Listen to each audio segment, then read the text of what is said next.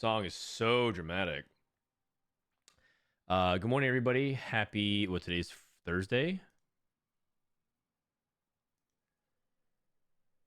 Today's Thursday, and yet it's just another Thursday, or is it another drama-laden day where people will not stop talking about TFT stats? Competitive integrity no longer exists. Everything is a farce in TFT. Your favorite players, all just frauds. There's black market stats. No one's clean. It's a mess out there. Anyways, today we're gonna play some PB Scrims. Go ahead and turn down the music here. Everybody is starting to get into Macau gear right now. Box Bootcamp is over. No snapshots until end of the month / beginning of January.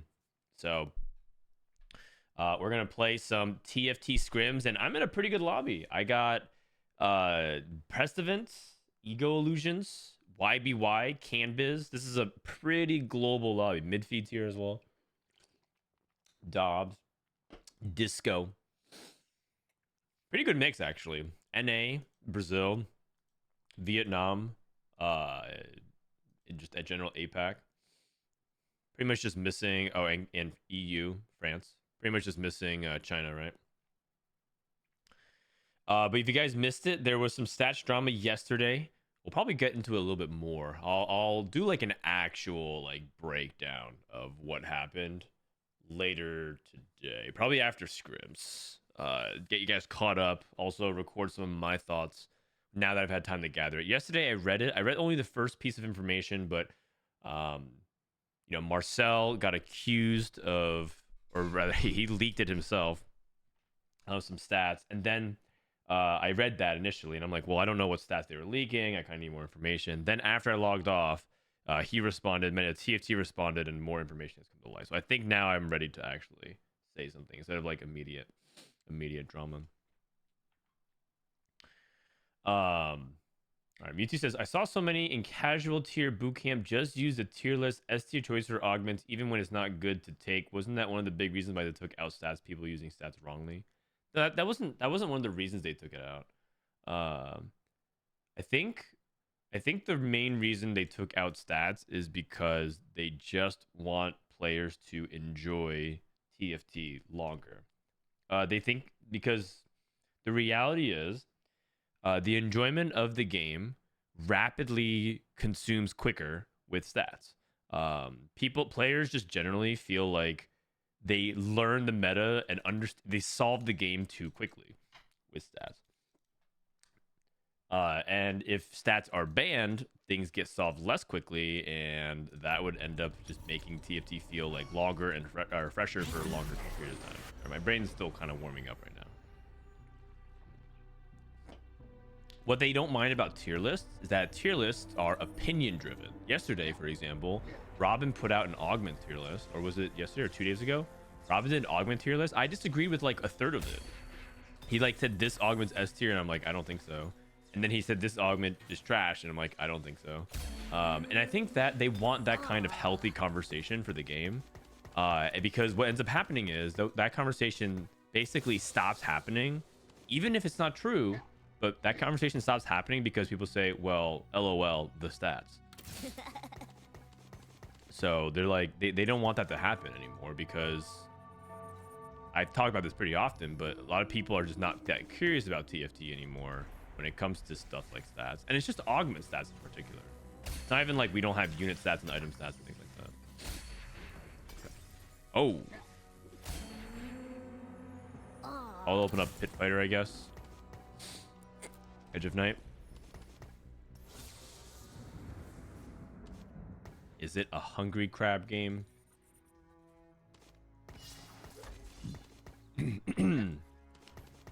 There's a lot of conspiracy theories out there. Riot is doing this so that they don't have to show how hard it is to balance, and they can't balance the game, and like they're trying to artificially keep set 13 exciting because like they know that they can't balance the game. Like I think that's like the most ungenerous worst faith take you could possibly have. I wish Riot thought that they were that clever. I think they wish that they were that clever. They're not that clever. Expected unexpectedness. Wait. I have Urgot. Academy. I don't know what the Academy is. Anyone happen to have luck? Stone plate. I think I'm gonna try to go for worth the wait here. Pumping up. Pumping up. Tristana. Okay. That's pretty good. Infinity Edge.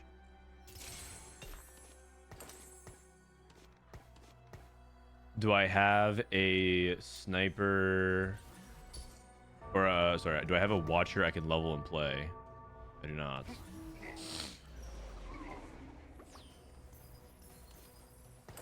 Okay. I'm going to play a Tristana 4 game. That should be interesting. That should be interesting.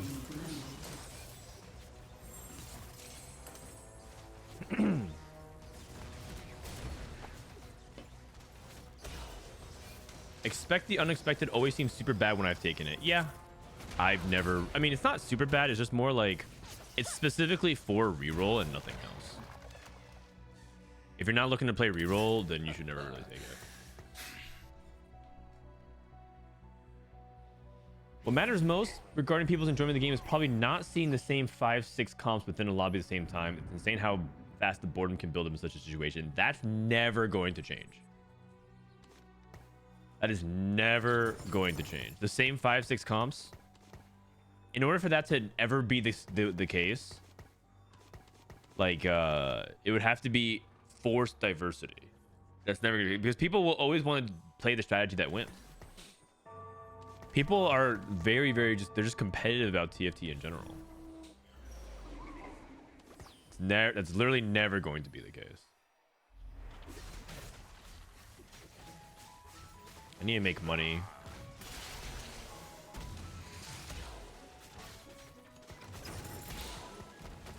I want to hold on to I kind of want to hold on to the Sentinels, but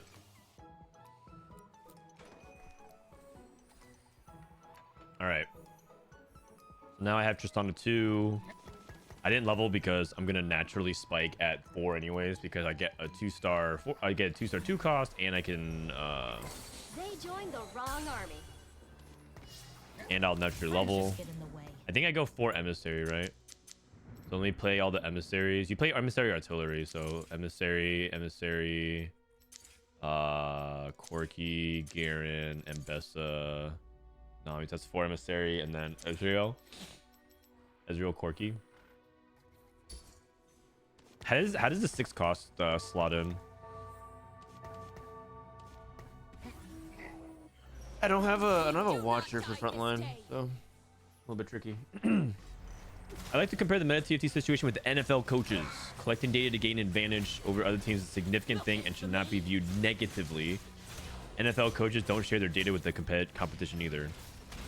Yeah, the thing is, people view that as unfair because they're not.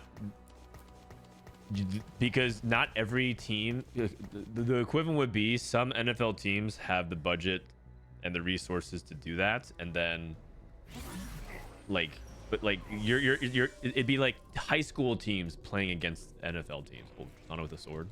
Oh, Tristana with a sword.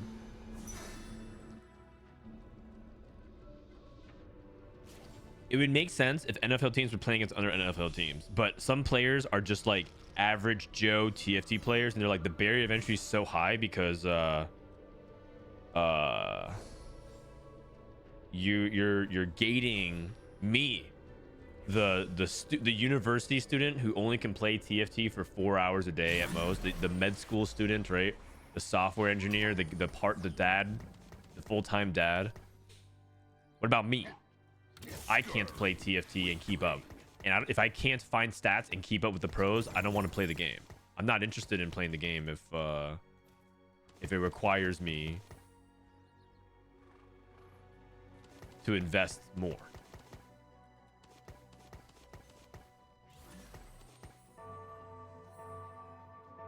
What about me? Right, that's what a lot of players are saying. My interest in TFT is tied into whether or not I can compete without investing hundreds of hours playing the game. It's not fair. And I understand that. I understand that a lot. It's like a giant middle finger to anybody that's like not full timing TFT. Or people who want to be competitive and just generally want to improve at the game but don't know how.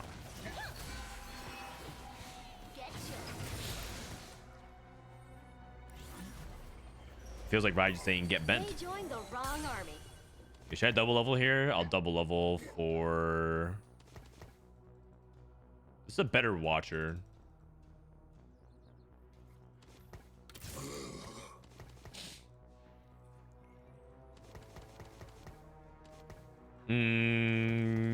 Double level for what?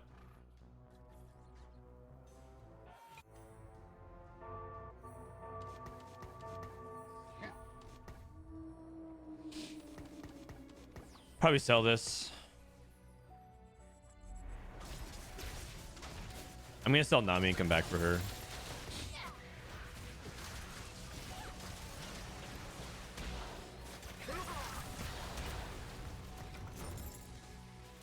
Because double leveling doesn't actually do anything. All right, so this guy has one Tristana. I'm gonna hit Tristana 3 no matter what anyways, so I feel like the onus isn't on me to like try and force the streak. I'm just gonna hit Trist 3 and go for it.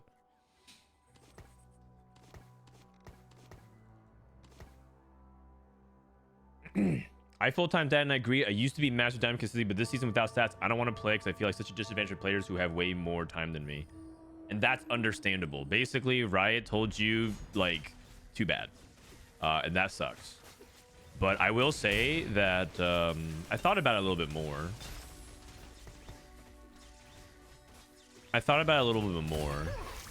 And my conclusion is that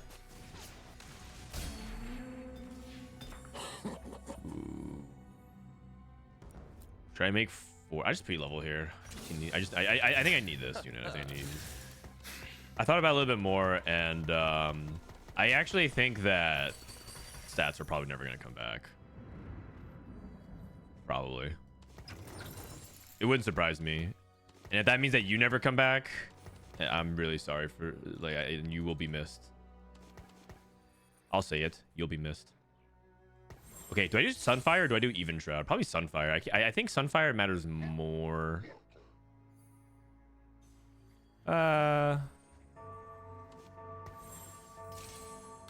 found my hate in the fire.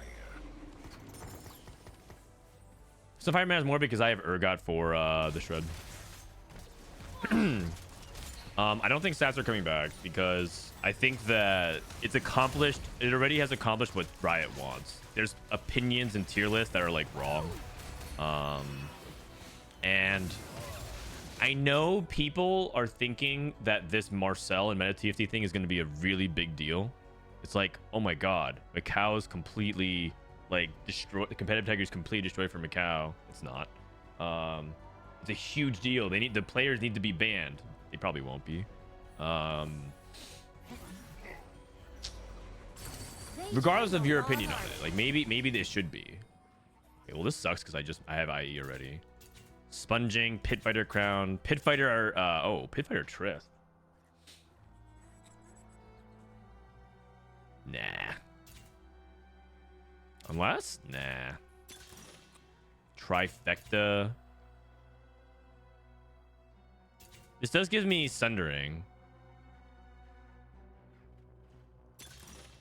Oh, Artillus Crown. This might have tickets.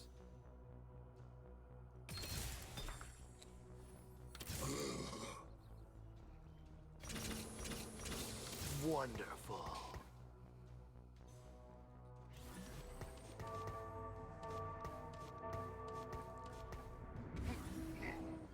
Gonna put this here for now. get rid of this.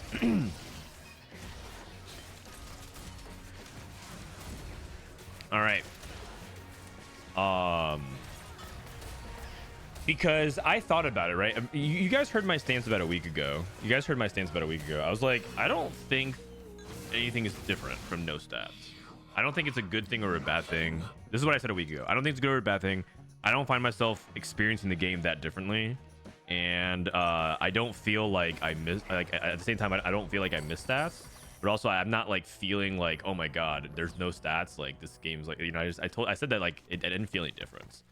But then I realized that that's not true. I don't find myself alt tabbing and thinking about the game and like thinking like I haven't found what I didn't realize was what I wasn't doing, which was I wasn't alt tabbing in the middle of games, and I wasn't thinking about all the stats of things that I wasn't picking and analyzing. Instead, I found myself like immersing in the game more. And I realized something. I think I've actually improved at TFT because I stopped looking at stats, if that makes sense. People are saying like, wow, you are so much better this set, and I'm like, what I realized was I thought about it more. What I realized was I was breaking my focus really often to look at stuff like stats, and I think I was playing worse. I think I've improved as a player because I stopped looking at stats. Which is really funny to think about. I should hold this GP, shouldn't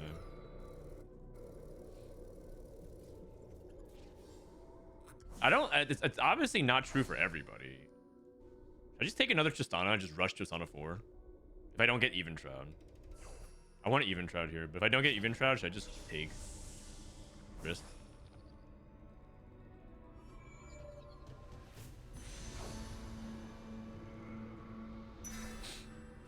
I as much as I want to go for Tristana 4, I need to I need to get a good item. They joined the wrong army.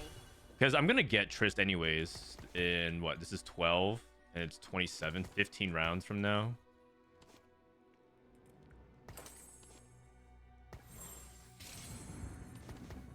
I'm gonna knock him dead. Not even worth. Maybe. Should I scrap Rod here? Probably.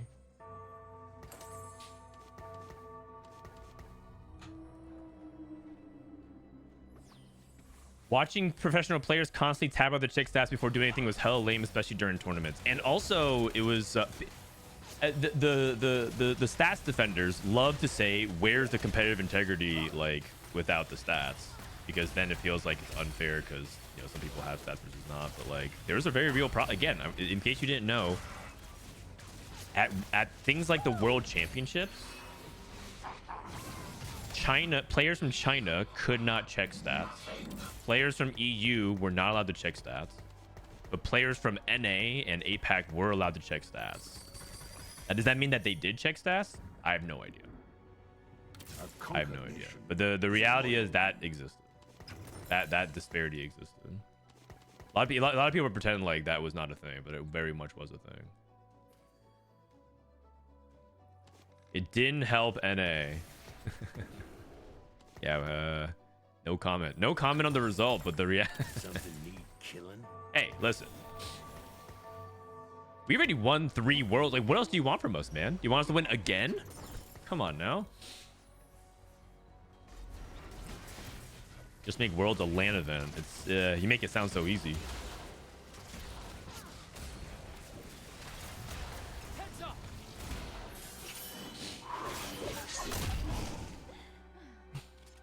Subscription service, quality over quantity. Damn, his powder just destroyed me. 3k damage in the front line. Okay.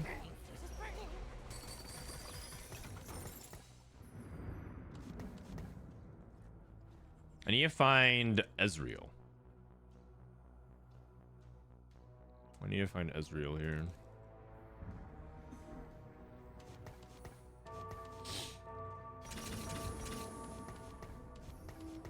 I think this will be a much stronger watcher than Vlad. My part of the problem that I'm having right now is my front line sucks.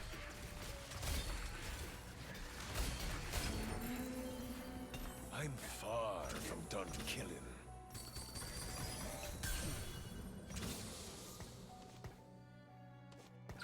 Hello, Frodan. How do you say my name's on bench with create item button? Hover over this item, right click it, look at your options, and then click create. So for example, I think I'm going to create Warmogs. So Warmogs armor, create item.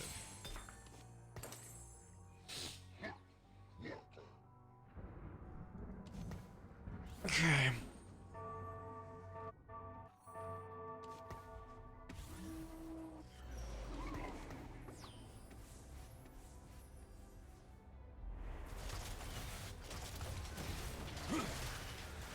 Okay, no way this guy 100 streaks on all 1-star Nami 2.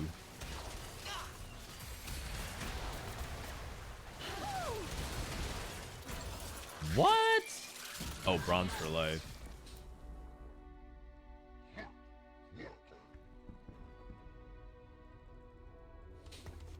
You know what? I might be underestimating this quality over quantity augment.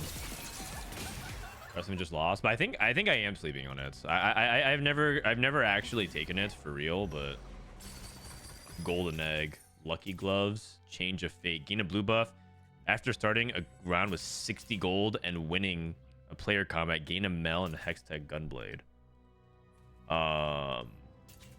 Gold guys, this is actual pro scrims. You want me to actually do this? I think I gotta try change of fate though.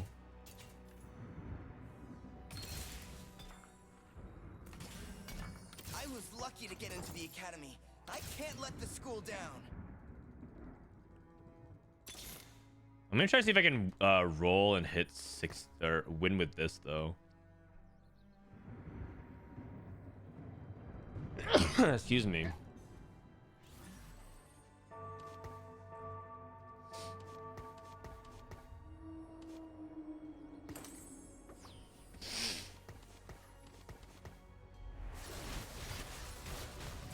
Can I win? And then, more importantly, if I do win,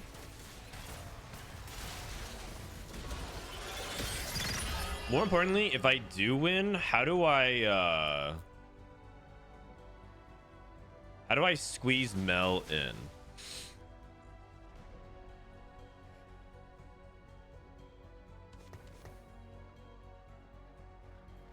Also, after starting around with 60 gold, so I can dip a little bit lower, right?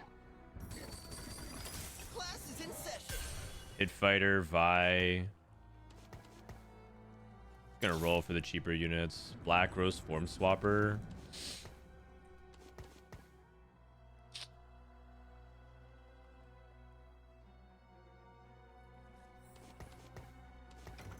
Every web, a masterpiece.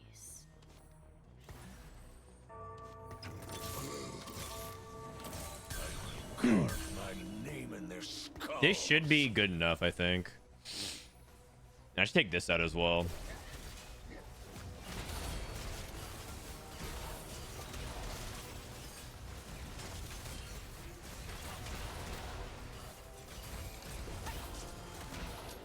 Badge. 60G. It says at the start of the round. Oh, wait. I see. So you could like start the round and then roll down and then hit it. Right? Am I understanding that correctly?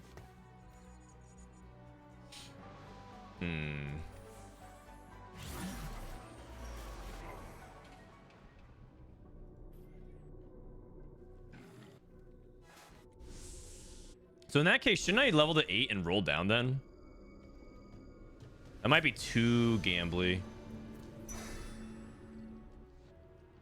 Kali 3, Automata, Sentinels, Form Swapper, Garen. So you don't need 60 while you win. Yeah, because it says at the start of the round and winning a player combat. I don't know, man. I don't think this one's like very good. Joined the wrong army. 40. Wonderful.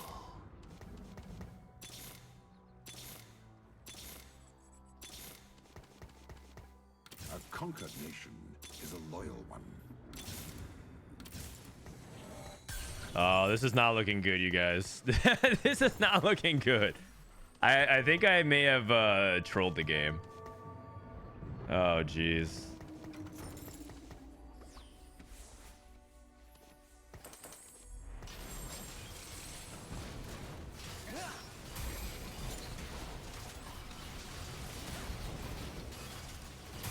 This is gonna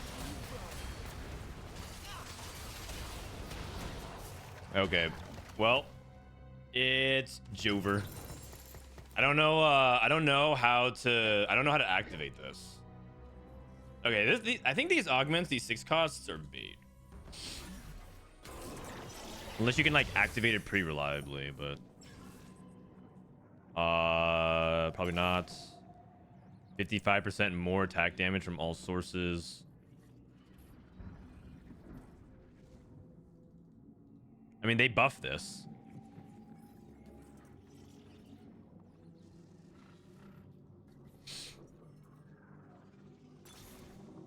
Slow cooker. No. Okay.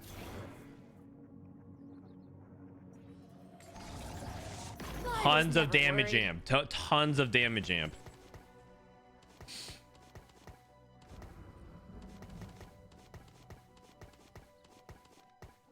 Oh, guys, I'm so dead. I have to play Precedent. He's my only chance to win. He's my only chance to win. Oh, jeez. Wait, why do I have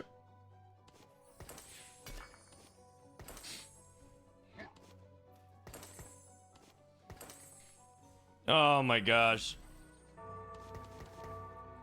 This augment's terrible. Why did I take this augment?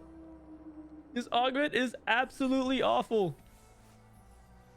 Wait, this guy's board sucks too.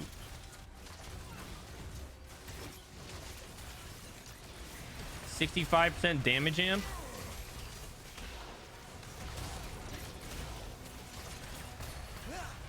Oh? No. Okay, man. Why did I troll? Why did I troll? Should just take.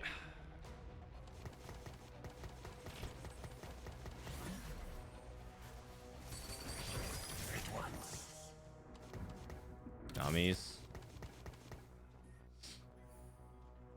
I don't know if a Mumu's cutting it. I mean, I don't have any other sense of front line, and I need it. The problem with this is you have to have so much gold, and that's why I took the Avarice thing to try to see if I can have more gold, but like it's not working.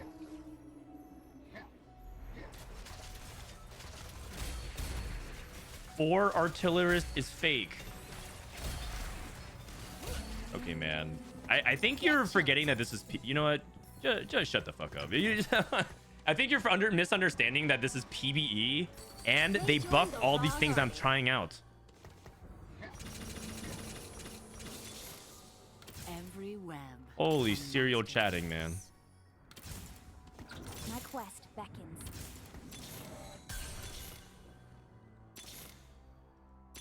Oh, I was past this Corky. Incoming! Incoming! No Garen.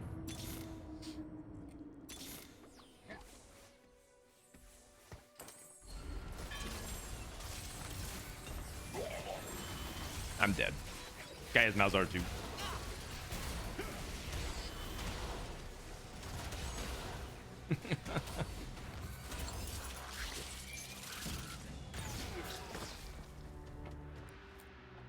All right, I went 8th. Sorry, the augment's just too troll.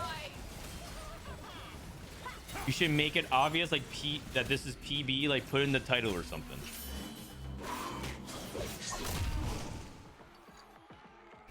They say you can't fit Mel. Oh, I mean, I never found Garen, so it's impossible. Okay, you see, now imagine Golden Egg. I literally did not take a single like good. If I played Golden Egg, I would have gotten 8th even quicker. So.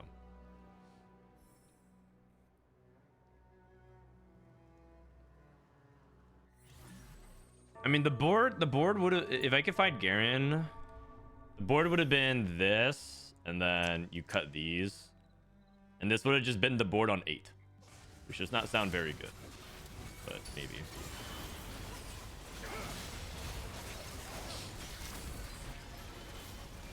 Isn't that anomaly quite bad? I mean, they buffed it. Should I not try new thing? Okay. Okay, you right. Let me try nothing new. Only same strats. Like on live. Okay, thumbs up.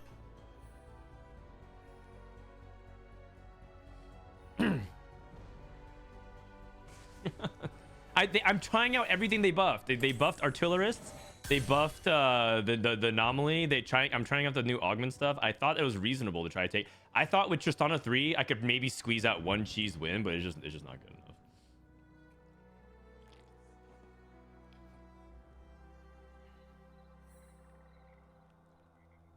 All right.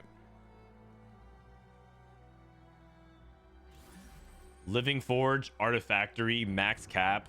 Oh, good lord. 6 Watcher, 4 Automata. The most important thing to pay attention to is whether or not Automata can still crush it. Dobbs found Mel playing 4 Black Rose. Mel, Silco. How much damage is it doing? I can't see. Automata Mel. That sounds pretty interesting. No, it doesn't look like she's doing that much damage though. Custovin's dead. Oh no, guys.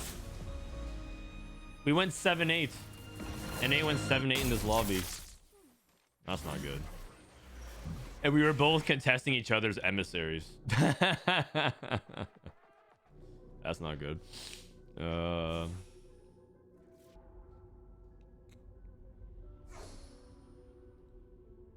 guy took Golden Egg and has Malzahar 2 on 8.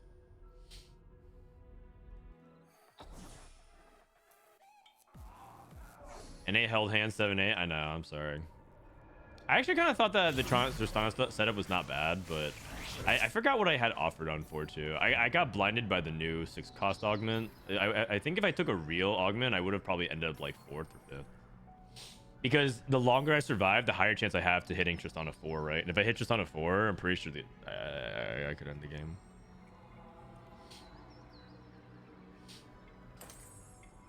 Kog'maw. Wait. Holy. I just realized what he hit. Watcher, Automata, and Sniper. Good lord. Artifactory, Sniper's focused Nocturne. I think midfeed won the game. He has like he has just unstoppable artifact combos, I think now. Wait, Ego, you can't die because that means all the Americas players went 5, 6, 7, 8. Ego. Oh god.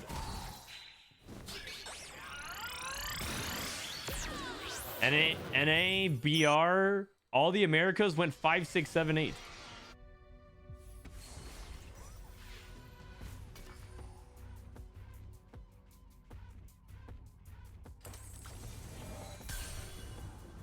Four items and Tactician's Crown.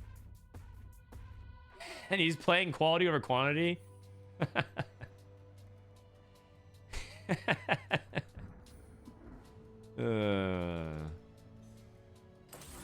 Is this hyper roll? Yep, this is hyper roll. This is hyper roll. We're scrimming for Macau, playing hyper roll on PBE. How do you think the 6 cost will impact the meta? Well, as a person that tried to play into 6 costs and one person that just played 6 costs, it's right now not looking that impactful.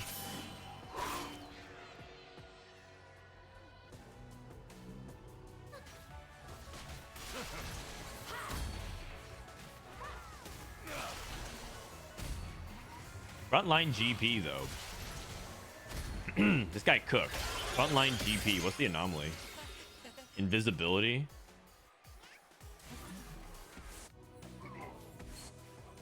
Who is this? YBY1? Yeah, leave it to him. Trifecta, Call to Chaos.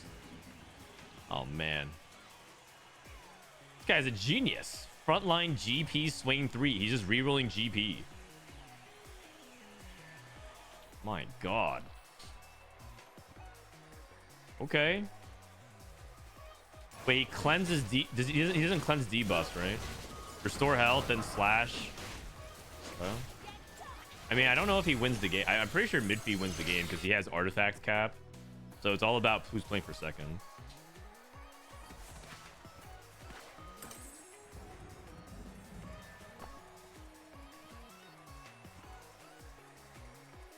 From what you've seen on PB so far, what unconditional line looks strong? Well, this is my first game.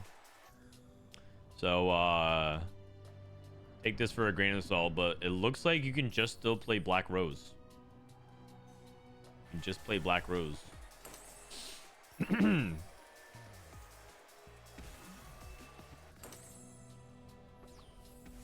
GP cleansed the Malzahar art ult. They removed his cleanse, so I'm not sure that's actually true. I'm not sure if it's actually true. Also, I think Canvas's items capped pretty low because he doesn't have AP on Cog. So I don't think he can actually... Oh, can he kill this GP fast enough? Oh, the GP invisibility, I see. Nah, there's just no AP on this Cog. Damn, after all that, a fourth. After all that, quality over quantity, Black Rose cooking just goes forth with Golden Egg. Golden Egg is so terrible, man. Okay, like Disco took Golden Egg, cashed out, and went forth, man. If you guys take Golden Egg, you're just not serious. Or you're farming tubers. TFT clips, trying to farm a TFT clip in pro scrims.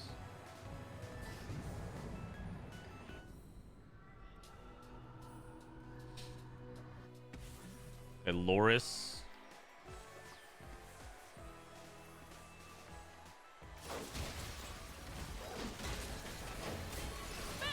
One machine. Oh, here comes the Viktor. Here comes the Viktor. And Viktor lifts the whole thing. And quick strikers. Yeah. Okay. That seems real fair. A million artifacts to burst everything down and stay alive forever, and then Viktor just adds CC on top of it. I like it. I wonder if there's any artifacts that are broken with Viktor. There has to be. Let's see. What are these artifacts that would be good with Viktor?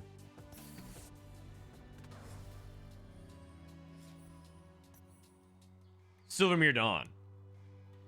This guy just locks attack speed, right? Just locks in attack speed. What if it's like Horizon Focus? Horizon Focus Viktor. Silvermere Dawn. And like he locks his attack speed is fixed no matter what, right? Just FFs.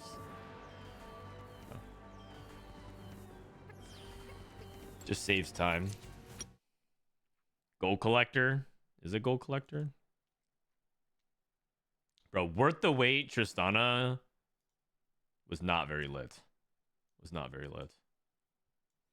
Sadly. I think artillerist crown. I think 3-2 artillerist crown was also bad because I don't think that you really want the runes. So I'm thinking I made the wrong choice at 3-2 and 4-2. Well, okay. I remember now. I didn't have many options here. It was sponging, piercing lotus, or ticket. Okay, it was actually okay. These prismatics all suck. I think it's probably sponging then. Probably sponging. And then 4-2. It was lucky gloves. Yeah, because I already had gloves as well. Derp. It was lucky gloves. Okay, but it wasn't radiant relics. Okay.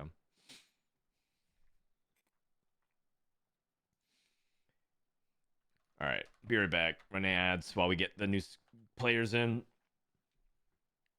Gauntlet would also be good. Joe Gauntlet would also be good. Oh wait. What Gauntlet? I've seen so many Victors on PB. Hopefully we see the Wolf. Warwick is probably really good if you can just play an Experiment Splash. I think that might be a thing. Just 80 flex and then eventually splash in the Warwick. Wait, who did we lose? We lost Ego Illusions, and we lost Ego Illusions, and we lost me, Precedent, Dobbs. Oh, we lost Dobbs. Are we looking for scrims? We're looking for scrimmages. Looking for spot. Kiyun, get on. All right. Please don't start. I'm relogging. Oh, don't worry. Don't worry. Got you.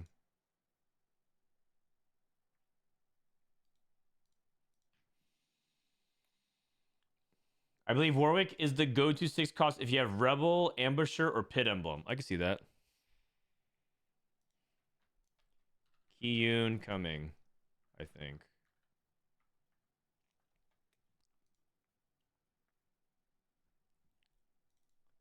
If we need one. How does sponging work with gloves? I believe you get a random item off Thief's Glove. You don't get the Thief's Glove itself.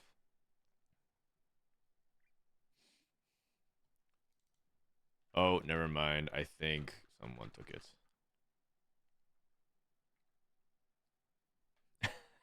I replied to Kiyun. Oops. Thoughts on the latest more tweet? Oh, do we have more drama? Do we have more drama? Okay, after scrims are done today, you guys, I'm probably gonna do a full-on video talking about it. Oh, this is it. No, it's not drama. And then in patch 14.24, there will be a slight change to the anomaly system that will make it far riskier to consider hard forcing a specific anomaly, but not impossible. The change is pretty simple. It's just repeats can now appear. That's it. But that doesn't mean that rolling deep doesn't guarantee the exact anomaly you want. For example, in the screenshots below, I got Unstoppable Force and then see it 21 rolls later. With this change, it's likely best to have 3 or 4 high impact anomalies in mind, and maybe pick the first one you find, considering saving your gold a bit. Macau will be the first time to see the impact of change, but hoping this asks players to consider more options will be interesting to see. I like it. I think hard forcing anomalies is pretty lame. And anyone's like, well, this just inserts more RNG into it. Good. So that way you don't have to just like force the 4-star Violet every time. People who hate variants are going to hate this change because they want to play the same thing every time. They want to load in, play 4-star Violet every game they possibly can for LP. They want to load in, play Rageblade Callista with Fairy Crown's Guard armor on Rakan. Zero RNG, zero agency, 100% LP consistency gain. They want those kinds of games. They're going to get mad by it. But I'm pretty sure everyone else who wants to enjoy the novelty of like, oh wait, like what can I do with this kind of combination? Maybe I have to think this, maybe I have to think outside the box. They're going to like it. It's not going to be a popular change across the board. Some people are going to hate that and some people are going to love it. I will say that this actually, in a very roundabout way, this increases mastery of this demands more mastery of a comp, because you need to know more pickables now instead of just like, well, I just force Violet 4. Put another way, the very good Violet reroll players, and believe me, there are some of them out there. There's gonna be like, well, haha, there's no one that's actually good at Violet reroll. Everyone just no. There are some people who are good at Violet reroll that this will not impact them nearly as much because they know already the good anomalies to take that aren't just 4-star Violet. So mastering a comp actually is demanded to like be, because then you like, okay, I can actually take this, I can actually take this, I can actually take this. Like Asa, yes, like Asa, I don't think this will affect Asa when he rerolls Camille or family reroll. Like he'll know. Like actually, Camille is a really good example of that. The good Camille players already know which are takeable versus not. This kills creativity for comps that need a specific anomaly to work. Yes, but you could argue that's not a bad thing. Because remember, hard forcing anomalies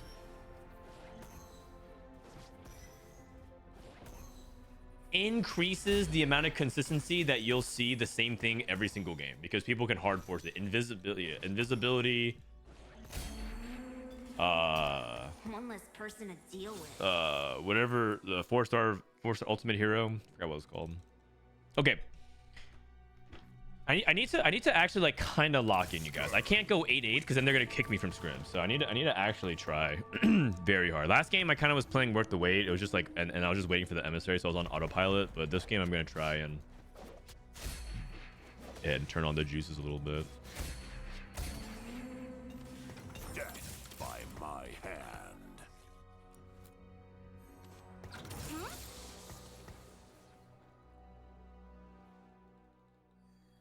Okay, so I'm just gonna open up this Darius pair. Weakling. Maddie, they buffed. What would they buff again? They buffed the 1 costs. They buffed like Vex and stuff. Oh right, and I sold Vex. AP opener. Maybe sell this, buy Vlad, and I have the Watcher opener. I don't think I have a family start here. Death by my hand. Pit Fighter Crest and Urgot. Crown's Will. If I take Pit Fighter Crest, I don't have like a slammable for Pit Fighters. Heroic Grab Bag. I have no idea what I want to reroll. Crown Guarded. They buffed Crown Guarded. It lasts 5 seconds longer. So maybe Crown Guarded Stoneplate. Maybe Crown Guarded Stoneplate. Play into AP. Wonderful. I'm holding too many pairs. It's Crown Guarded. Probably a Mumu. And then Stoneplate. Mumu.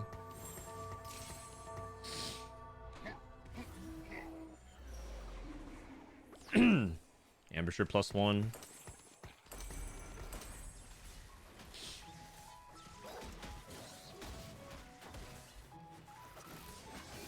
Is TF viable in this meta? On current live environment, probably not.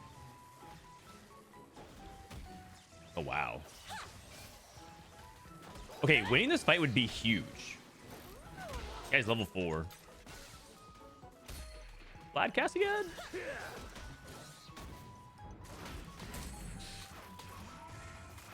Oh, I won?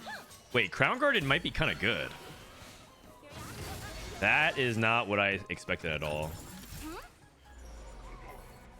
Vlad 2. Okay. Can I level for anything here? I'm still stuck on 1 stars, but I have Vlad 2. I guess I could just play like another Lux or something.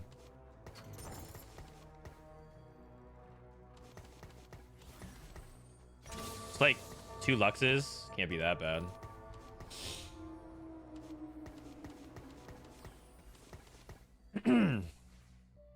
Visionary Chem Baron. Is it a Black Rose game?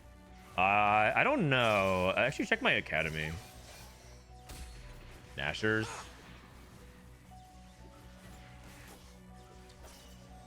Nashers. Steadfast and IE. I don't really want IE. Is it worth holding extra Vlad here? I think it's worth holding the Sentinels. I'm probably not going to play this. I'll just hold it in case. Let's see. Black. Oh, Ezreal. Another Sorcerer. I have 4 Watcher. Oh, no, I can't fit 4 Watcher in. Okay, it's not extra Vlad here. This is a pair. This is a pair. Probably hold this. World is all I have. I mean, I wanna play Ezreal as well.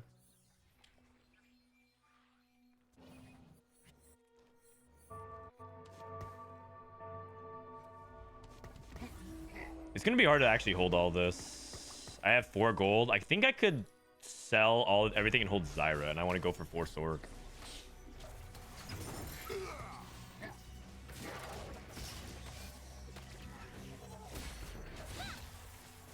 Death is in blue. Yo, the new Crown Guarded is actually kind of beast.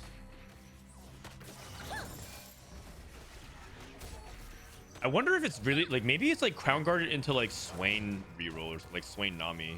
Maybe I could play Sorks. Oh, you know what? Maybe I should try Sorks from here because I'm just thinking about like who actually wants something like this. I think it might be good on Swain and Sorks. Anyone else have the same? Oh, if I get this Nami, probably not. But is anyone else kind of vibing with that? And then I can also just slot in like Mel or Viktor pretty easily. I think I go for Shiv if I don't get. What the heck?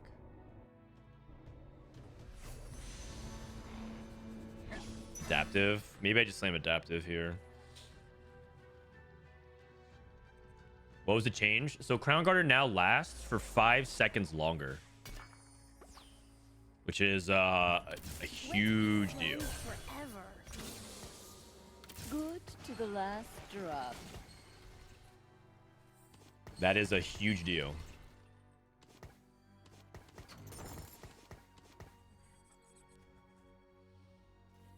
I probably slam adaptive, right? If I need to.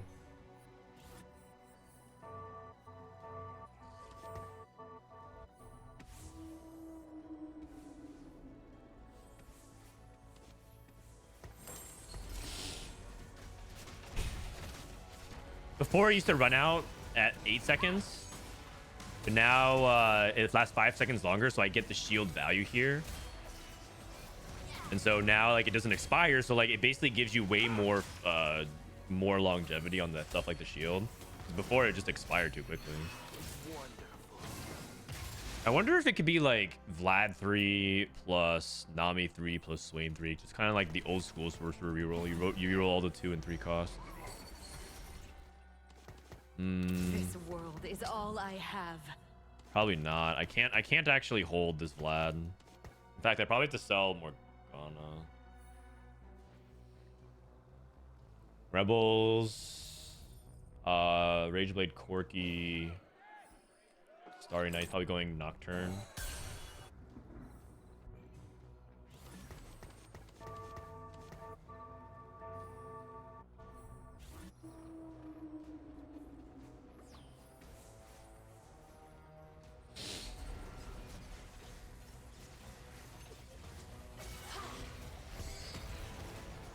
And I hope I can win this fight. Got 2-star Akali with Rebels, 5 Rebels, right? His board is very good. Oh my god, this Vlad's a beast. This Vlad is a beast. I think I hold the Sorcerers, right? I think I'm much more likely to play Sorcerers than Black Rose here. The stream is super chill, unlike Setsuko, where he screams perma with his creaky voice. Choke the life from me. I mean, you got to feel for the guy. He's fighting some inner demons. Clearly. I'm not one to shame the schizos. Will you be main or co-stream from Macau? I'm gonna be co-streaming. I'm gonna be co-streaming from Macau. They offered me the chance, so they offered me the chance to commentate on the main broadcast, and I turned it down. I want this academy. I'm not playing around Ezreal, right? Oh god, these components are AD focused. But if I'm on main broadcast, I'm only gonna commentate 1 out of every 3 to 4 games, and I won't get to talk, chat, and interact with you guys. And they're gonna need me for much more media stuff, so I couldn't even stop by, you know what I mean, every now and then. So to me, it was very clear what I should have been doing. Okay, should I level here? 16. It like breaks my interval, and also it's only 3 out of 4 sorcerer. I could also do this and play something else instead. I could play this. I mean, it is good, don't get me wrong.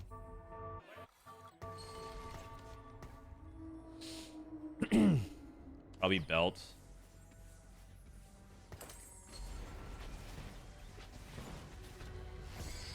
So if I co-stream, I'll be able to interact with chat. I'll be able to, you know, kind of, I can stay on every game if I wanted to. I don't know if I'm going to stay on every game. I'll probably take like an hour break or 2 between stuff. But yeah, I'll be able to actually like interact with you guys online, assuming you guys aren't going. Anyone who is going.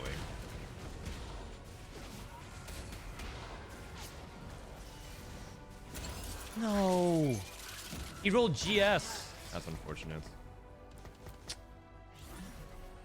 Unlucky. Bronze for life. I'm the carry now, or Watcher Crown. So Crown Guarded makes I'm the carry a little bit weaker. It's not Watcher Crown. Bronze for life. Pretty good. Bulky Buddies. Bulky Buddies might be better with this as well, right? Oh no, but Bulky... Is it? Is it something like this? I mean, I kind of like the idea of Bulky Buddies.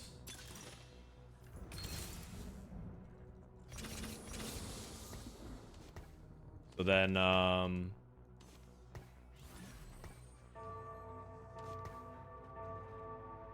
what actually, wait, how does it actually work again? I don't remember.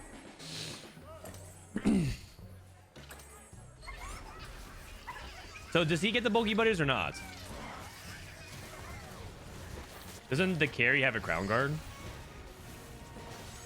Oh, you're right. I forgot. Oh. Okay, but that also raises another question, which is how good is the second Crown Guard and Crown Guarded? Historically, it's not been that good. Okay, you guys are right. You guys are right. You guys are right. I forgot about that. But historically, whenever you build multiple Crown Guards in Crown Guarded, it has not been good because you only kind of need one. Actually, but now that they changed the timing of it, it could be better. You know what? You guys might be cooking. All I'm saying is you guys might have cooked. You guys might be cooking. I was lucky to get into the academy. I can't let the school How about down. I take this out and I play for Nashers? Thoughts? How good is this Scion? 600 damage for a Nashors.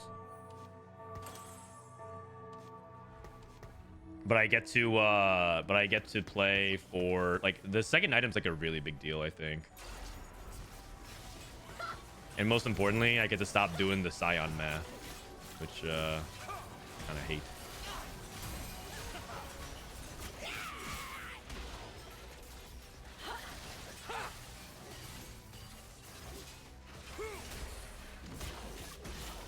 Bro, this Smeech.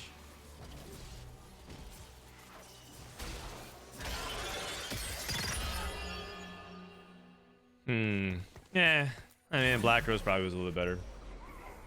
When do you ever take quality over quantity? You can take it for like early game tempo. You can also take it in comps that like I think Asa was saying you could take it in. You could take it in like emissaries. I want Zoe. I think I need this rod. I need utility. This makes Morello and it makes Spark.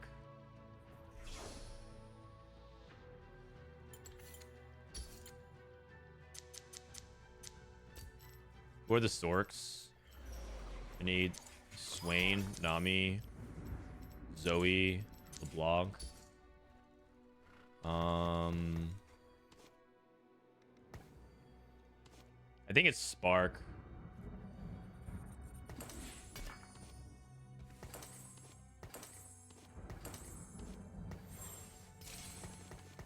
And I think I'm supposed to just like chill here and like wait, right?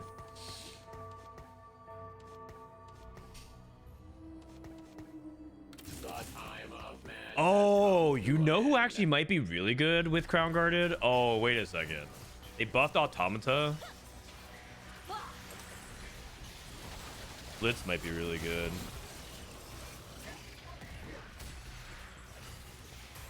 They buffed Blitz, they buffed Automata. And then they buffed 6 Dominator. Okay, I want to try Sorks this game, but I kind of want to try this. Okay, what do you guys think? I mean, I'm in the Sork tree. I should just play Sorks. But I do have a Cassio. I do have a Cassio.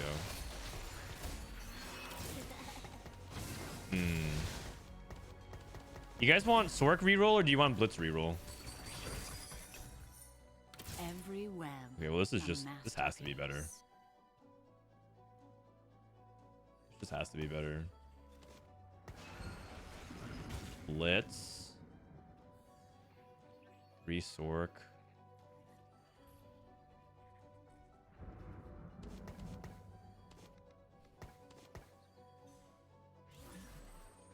I lose the Nashers. The Nashers is kind of a big deal to help her cast more. Blitz reroll. The thing about Blitz is I need 6 Dominators, right? I need Blitz. Actually, let me scout real quick. Is anyone playing Blitz? Ambushers, Bruisers, Scrap, Watchers, Firelights. Okay, I think we're okay. Let me add on the Dominators. Dominator,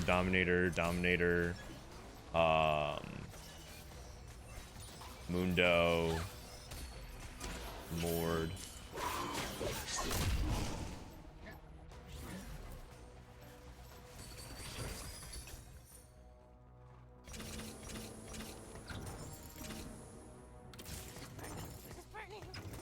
And then you play Black Rose, right?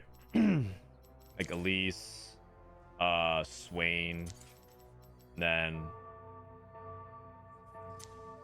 like Elise, Swain plus Vlad, something like that. I don't know. I'll figure it out.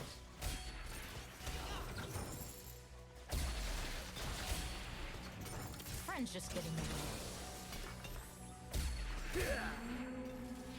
Where are your friends? Mine all around. Okay, so Blitz goes in here. Let me roll, I guess. Good to the last drop. Wayne.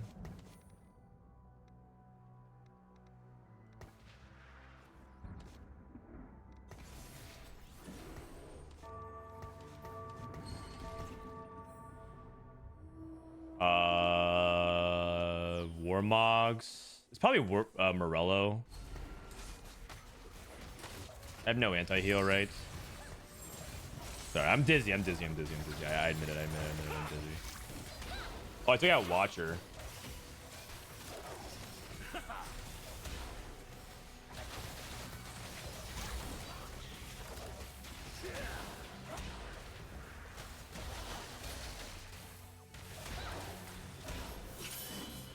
What's the Dominator board? I think it's just Black Rose Dominators, right? With Blitz. Blazing Soul. Oh, Domination. Okay. Okay, so this can get sold. This can get sold. This in. I need Ziggs in. I need another Dominator then. Mundo. Blood sample.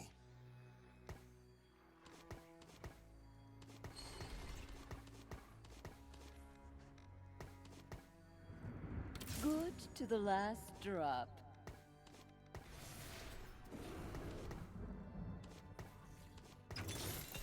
The time of man has come to an end. Mundo 2. This is nothing.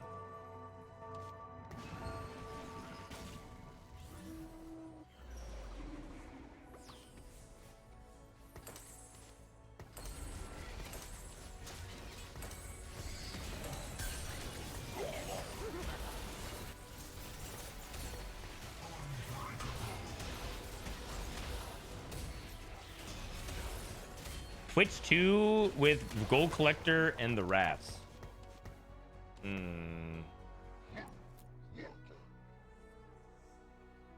Oh, and then I probably just dropped this and I just probably played Black Rose. It's probably just Black Rose Dominators, isn't it? Like I don't have a way to actually activate this, so it's just Black Rose, 4 Black Rose, 4 Dominators, and then oh, I guess it's like way more boring. It's the optimal line I think is actually playing around this.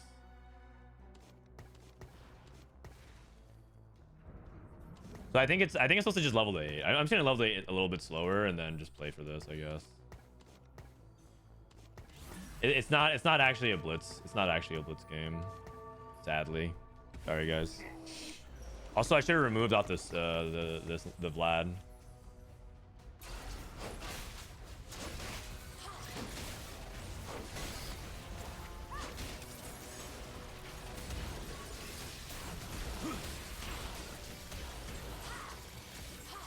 Wait, Caitlyn too? What the heck? Hold on. Wait, why does he have Caitlyn too? Wait, why does this guy have 2-star 5 cost every game he plays on 8? I don't get it. That doesn't make much sense. 490.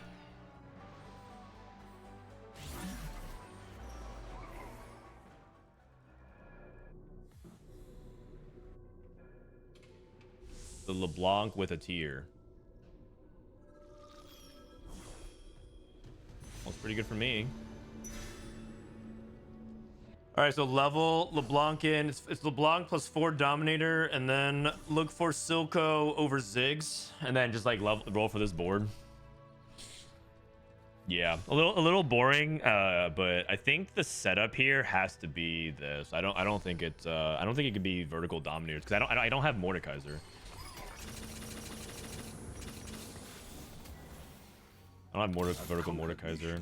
Is a loyal one. Nothing. Release. Every web, a masterpiece. Stop rolling. And then Shojin.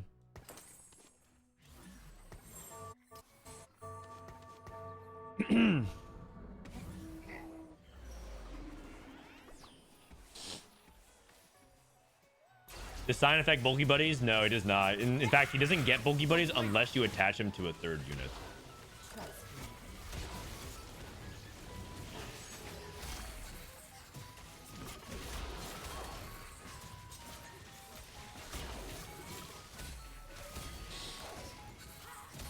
All right.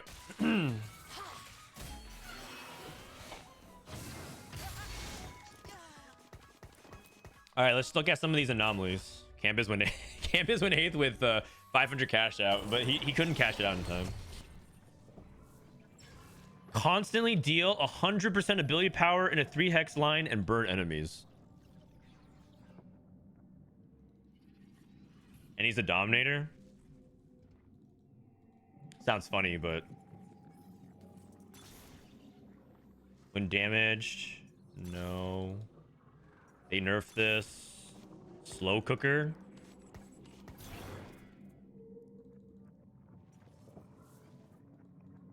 He doesn't have that much max HP, but we can change that. Let's do it. Slow cooking Mundo. Who's ready for some Mundo cooking? And I can go for Warmogs. I can go for Warmogs here instead and then spark somebody else. Should I roll for Elise? Should I roll for the Elise?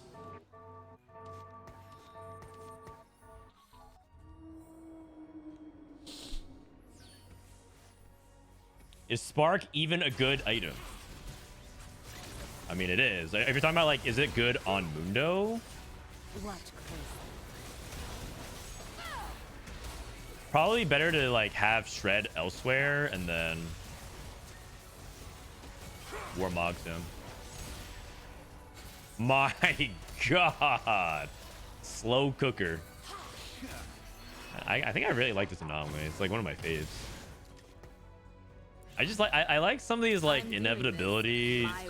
Just like it just keeps going larger and larger and larger. Those are just fun. The time of man has come to an end. I wanted to play this game. I wanted to play Blitz Cassio reroll, and I'm pretty sure this setup is better on Blitz. But like the way my game was lining up, it was better to fast days. So next time I'll try Dominators. I think in order to do this, I think you need to have a +1 because then it's kind of hard to fit everything on 7 unless I'm not thinking about the board correctly.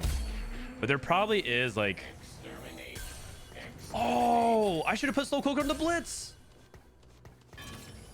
All good. All good. This looks like Redemption. Wait, Guardbreaker. Oh, great. Guardbreaker Declaw. Guardbreaker Declaw, I think.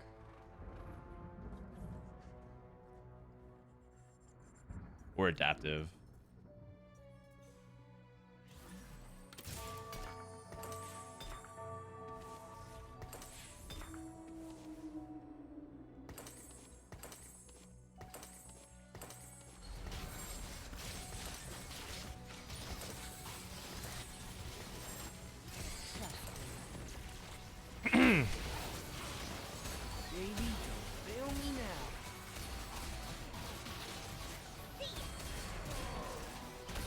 Declaw is just better because Spark isn't a real tank item. And so, yeah. Oh, I should have slow clicked the blitz, man. Oh, that would have been sick. That would have been sick. Can I go to 9? Can I go to 9? Let's scout around here. Firelight, Watcher, Zeri 3. So we're rerolling Zeri. Caitlyn.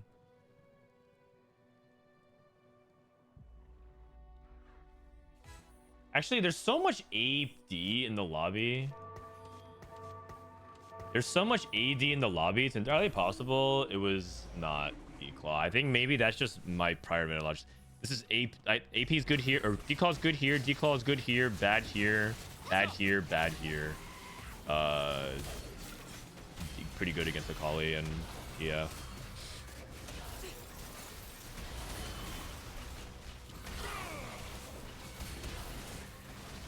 Slow cooking. Oh god, I couldn't kill the Mundo 1? Oh jeez. Imagine us, heroes.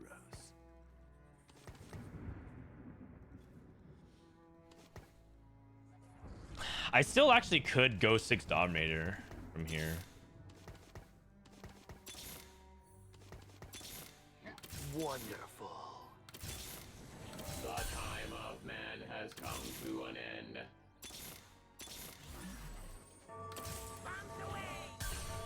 They did buff Zig. So what I could do is I could just roll, hit 6 Dominator, sub out Morgana Elise, and play Blitz 3. But I need to hit Mordekaiser though, is the only issue. I can try it.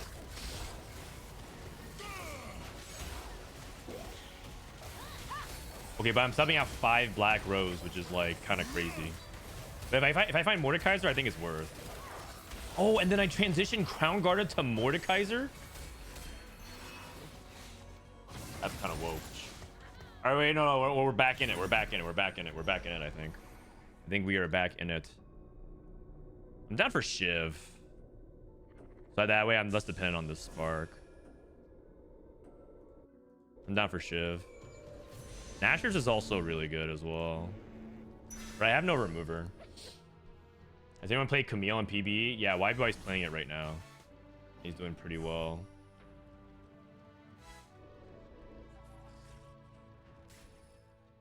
I need A conquered nation is a loyal. the Mordekaiser. Blitz 3. Exterminate. Exterminate. Imagine us, heroes.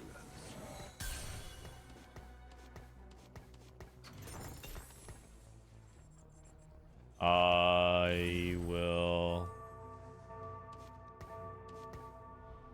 put this all on Silco for now.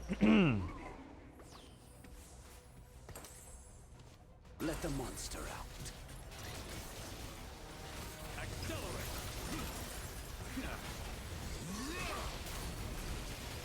The plan will be to eventually transition items over to Blitz 3 plus Mundo, Bulky Buddies, Domination.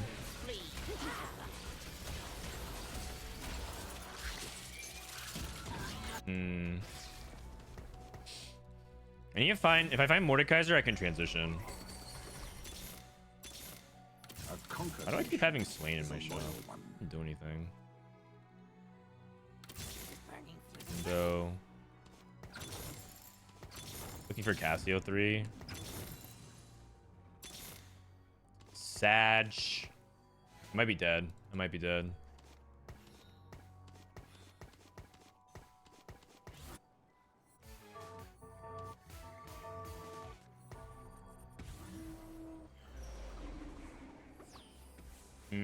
I wanted this to be in front for the slow cooker, but Elise walked all the way over here. Thankfully, I have Shiv. To the last drop. Okay, but rolling for two three-star 3 costs on 8s is pretty optimistic, even if I did hit. Or even if I was likely to hit. Oh, top 4, not bad. Top 4 is okay. I don't think slow cooker is good in Dominators because you already have inevitability. Yeah, maybe not. But it also got me a top 4, so to say you don't think it's good is probably imprecise. You probably mean it's not optimal. Become what they fear. Rodad talked about the augment stats issue. That's kind of it's gonna come after scrims today, I think. Mundo helped people inside and built over. Mundo without Hit me with the Mord. No, he hit Mord too. Need the Mord. We also take Cassio 3 as well in the meantime. Oh, I hit it. surrender to death. Surprised to see me?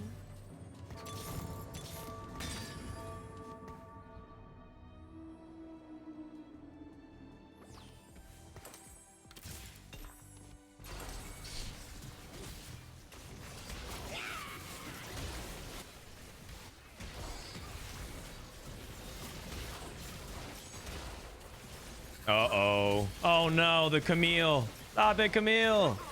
Stop it. Stop it. Oh man. I got Camille.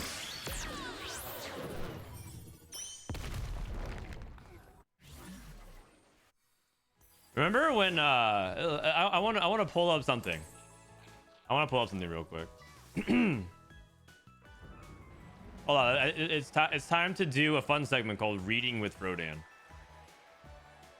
Hold on, scroll down, scroll down. Isn't the planned nerf from Camille a bit excessive?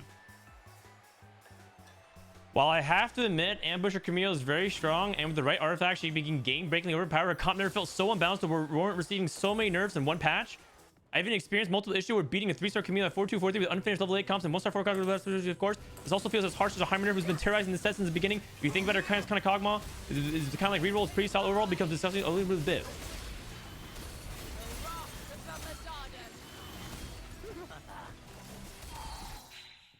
Nerfing the Ambusher trade too is crazy. Nobody's trying to play vertical ambushers outside of Camille. Hold on, no, wait for it. Classic balance thrashing. If a unit is too strong for a patch, it will get nerfed to the ground next patch.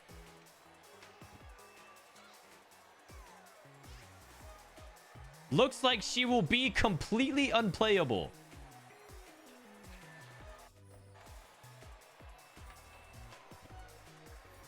Nice. Nice. Jordan, what if dogs actually hate being petted, but they let us do it because we like to pet them and they do it for us? Lay off the weed, man. Dogs love being petted. It is one thing that I know attention needy entities need. It's physical affection. They love being petted.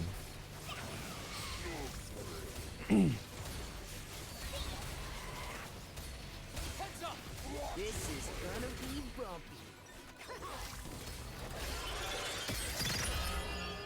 Warwick 2 7 experiment versus Camille 3.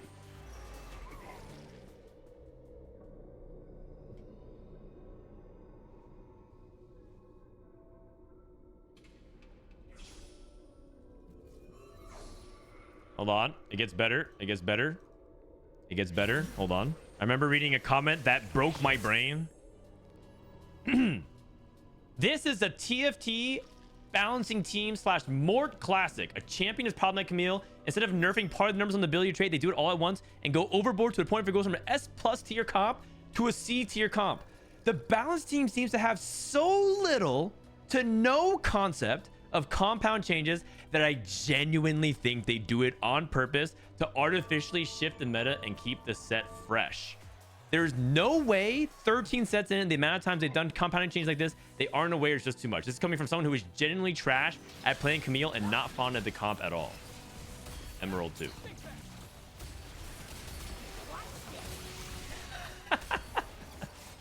Right. I'm just reading these like man, Lord, give me the confidence. of a competitive TFT subreddit poster, like one time, man, I would take over the business world. Holy shit, man. The fearlessness to be so incredibly wrong. Oh my god. Can someone just fucking kill me? Okay, by the way, Ambusher Warwick looks pretty good, by the way. Ambusher Warwick. I want to ask, how much damage is Warwick YBY?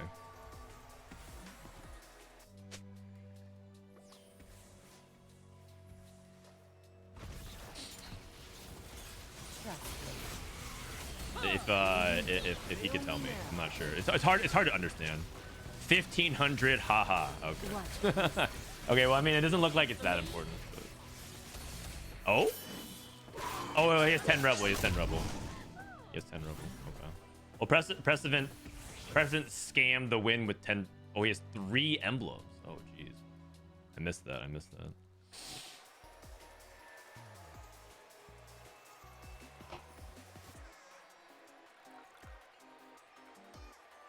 I love reading that sub. The posters are lacking. I mean, listen, the reality is, it's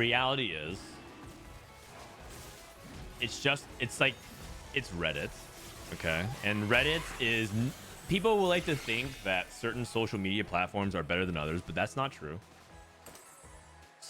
Like Reddit comments, YouTube comments, Twitter comments, and one day it's gonna happen to your favorite social media, right? This happened on Facebook and MySpace and every other thing that existed in the past. Inevitably, when you grow in popularity, you get a bunch of people who just don't get it, and they're not even trying to be like.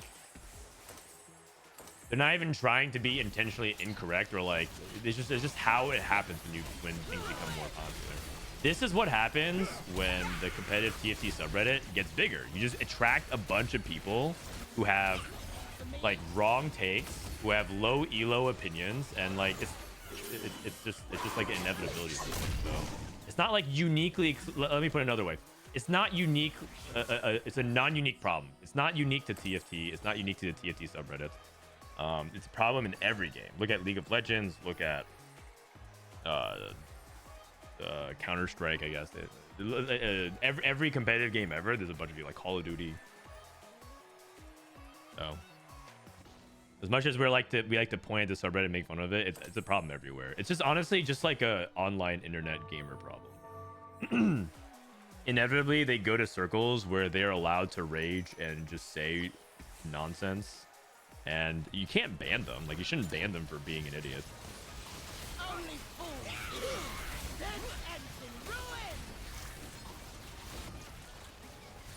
You can only hope to correct their opinion and hope that they can change.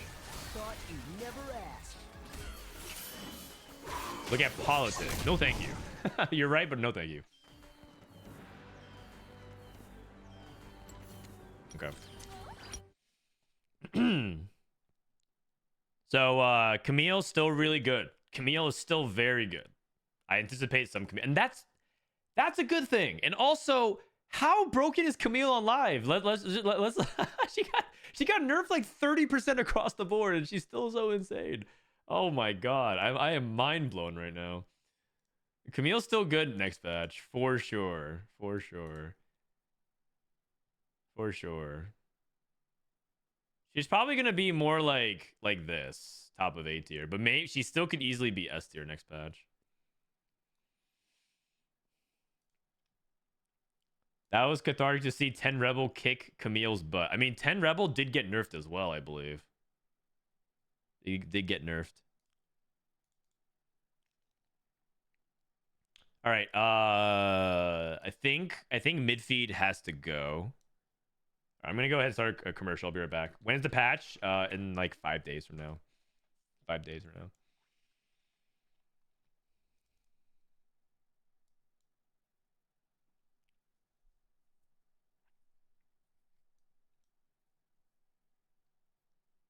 Meta Kiyun. Oh, are we just allowing Are we just allowing stats players in any of our practice lobbies now? Nah, I mean, Kiyun said he never got any stats, so we'll just have to believe him. The problem is idiots bounce off each other.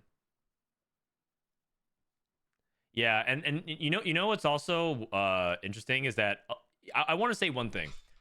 A lot of these people who comment like this are actually very intelligent people. Believe it or not, a lot of people that talk like that, they're not like idiots who are like who are drooling all over the keyboard, incapable of putting their pants on and just microwave hot pockets all day, right? They're not actually like losers. A lot of these people are like sophisticated, gainfully employed, educated people who when it comes to stuff like their favorite gaming hobby are utter morons, but like about everything else in life, they're like winning. It blows my mind. There's actually some people like this who are like they're making a bunch of money. They might even be fathers and have families, and then when it comes to games, they act like utter infants. It's crazy to me, man. I don't get it. It's crazy. Like everything else in life, they just post nonstop W's. They're probably great dads. They have a healthy social life, right? They have a 401k, right? These are letters and numbers that might be foreign to some TFT streamers. But when it comes to like the competitive TFT subreddit and stats, become utter monkeys. I don't get it, man. I look at some of this stuff and they're just so smart. And when it comes to TFT, there's some terrible opinions. We all have blind spots. Yeah, exactly.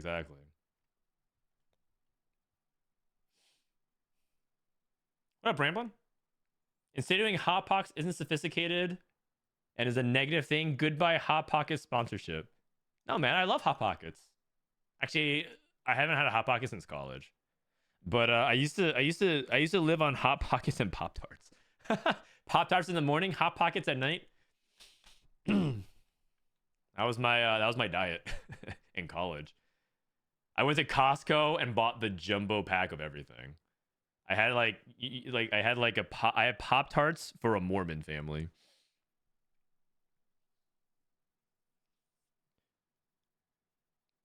Like in college, we would go to Costco and I would buy literally my semester's worth of Pop Tarts from Costco in one trip.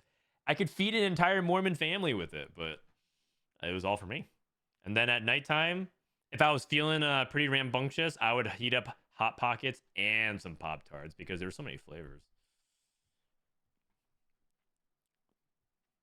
And I was also a sports camp counselor as my job. So like what I did was I would burn it all off because I had infinite energy in youth. You know, before I became a Twitch streamer and a gamer. So because now I'm all indoor and reclusive. That's right. Frodan used to be mildly athletic. That's right. I jumped from time to time. I even did some lunges. But these days, the only thing I'm stretching is your perspective on life and TFT. Fake story. It's real, man. It's real. It's all real. It all happened. Let's get to the fun part. Vi tosses you 2 component anvils. All right. Oh, I should post my scores, right? Top right text. Hold on a second. Scores. Should I hide my tracker? But then how you guys respect my opinion if I don't show that I'm challenger? All right, I'll post scores here. I went 8th with Tristana, worth the wait. I went 4th with 6 doms, flips, ass.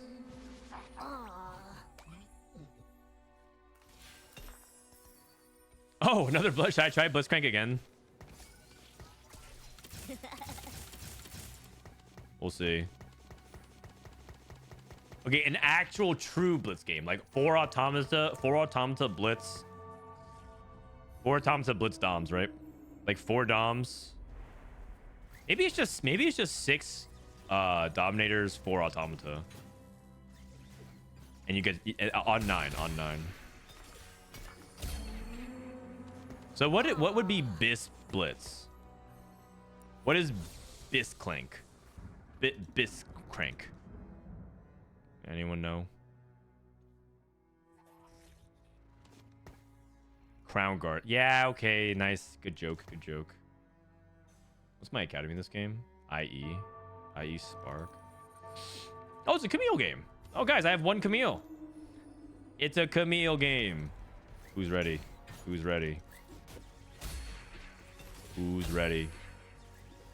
gonna ditch this. I'm tired of playing some Black Rose.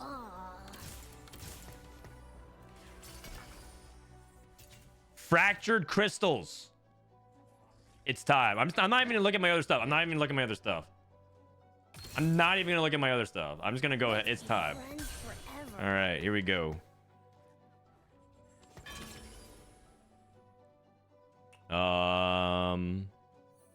Sunfire.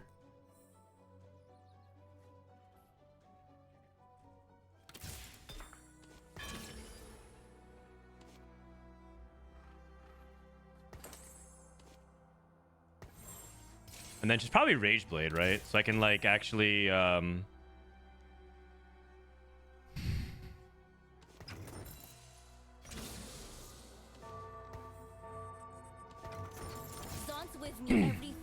I can actually put it on Kog'maw.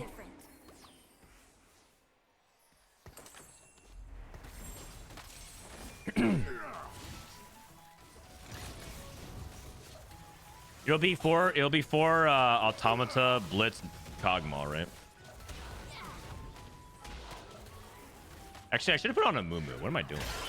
I got too excited about the Blitz. I should have put on a Mumu. Oopsie daisies. Also, I got completely dumpstered by Darius too.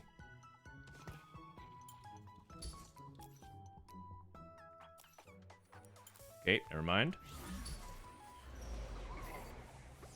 Wonderful.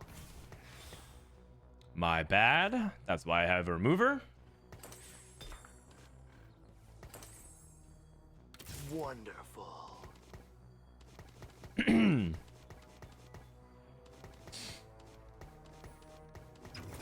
Is Kog'Maw nerfed? Yeah, it is. This time's no different. Is this PVE? No, this is against. This is the player rounds. PVE is at the end of each stage.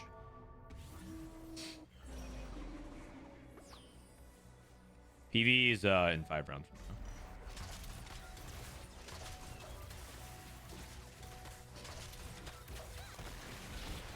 Fractured crystals. When an Automata champions fire the blast, they fire a second blast at the closest enemy, dealing 7% of the original damage, right?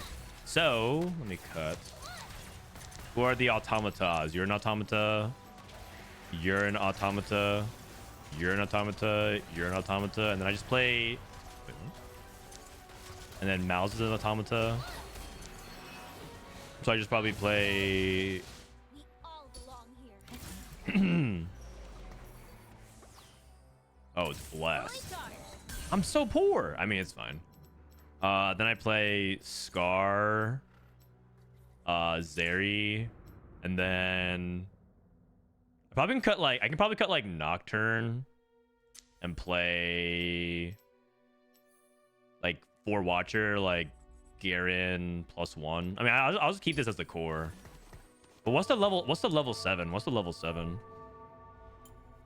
What's the level 7? Is it just Garen? I mean, Garen Nocturne.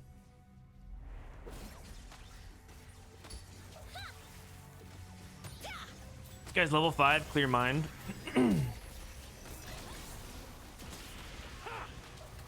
They buff Vlad too, right? Vlad feels better. I can't even pre-level you guys. I'm holding too many units. Oh jeez. I think okay. We do not Well. die this day. A spat. Oh, a pan.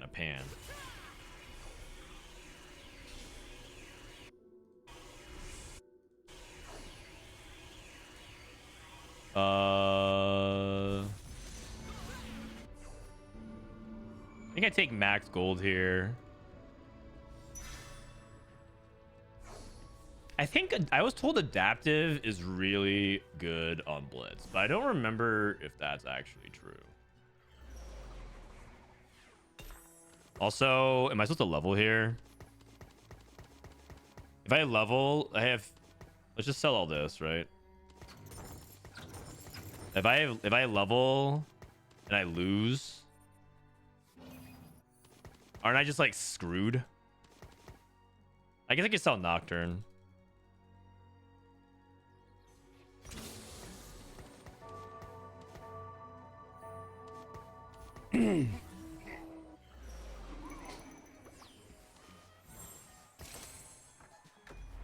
The reason why I'm not doing this though is because, or not slamming adaptive, is because I kind of need it for Archangels, don't I?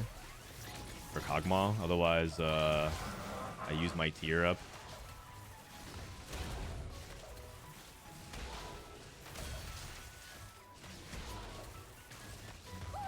I probably should have played Sniper. Oh, it was an adaptive diff. Oh no. I didn't think Draven 1 was gonna win. Okay, well, that's my bad. That's my bad. I greeted and I got punished. I thought I was gonna win. He's like an all 1-star board. Okay, whatever, it's fine. Maybe Vlad is better. It's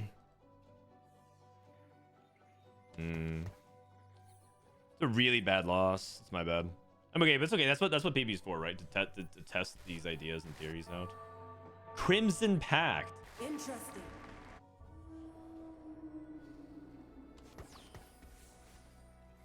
Damn, I almost 4-streaked. Okay, but if I get dropped a rod, it'll be super worth, right? If I get dropped the rod, it'll be super worth.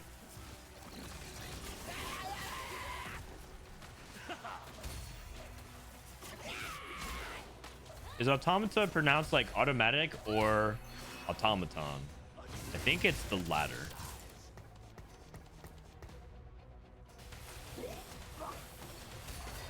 But I think we should definitely ask Precedent his opinion, because usually the way Precedent pronounces things is how we end up pronouncing it.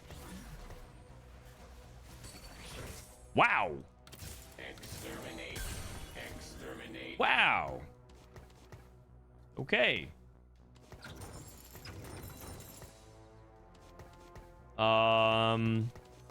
So honest question here. Okay, I should probably move items. I should probably move items to Blitz. I was say, honest question: should I move items to Blitz? And the answer is probably yes. Right? Like, if this is bad, if Blitz 2 is bad with this item, isn't this like, yeah? Oh no! Okay, it's fine. I was gonna be like, I can't make gold. I am so broke. Friends just get in the way. Adaptive guard breaker. I mean, guard breaker's probably fine on Kog'Maw, right?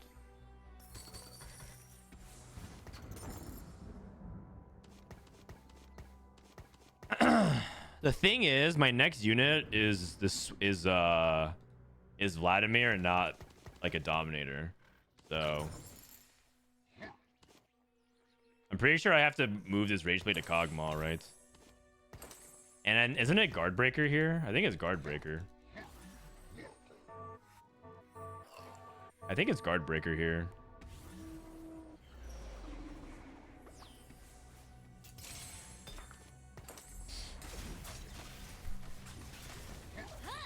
And I think it's probably adaptive then, huh?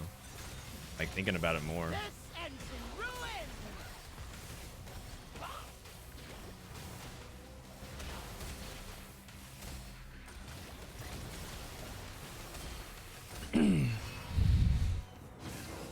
If only I was on a 5-streak. That's my bad. And then I ended up not slamming adaptive, and I think I'm gonna slam it anyways. This is just it's just punishing me for greed.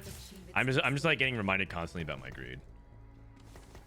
This is some biblical allegory going on right now. High voltage. I'm down for that. Or I could take replication and go for but it's like if I hit rods. If I hit like belt's not bad. Don't want cloaks. I'm not epoch. Oh, portable Forge. Forge versus high voltage. Forge has a lot of hits. Forge has a lot of hits. Kog'maw, because Kog'maw and Automata are like comps that I really want that. I'm gonna go ahead and Forge it up.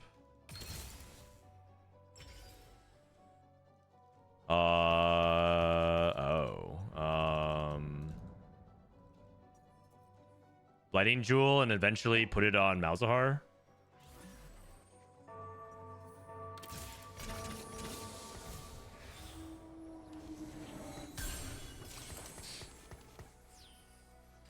All good.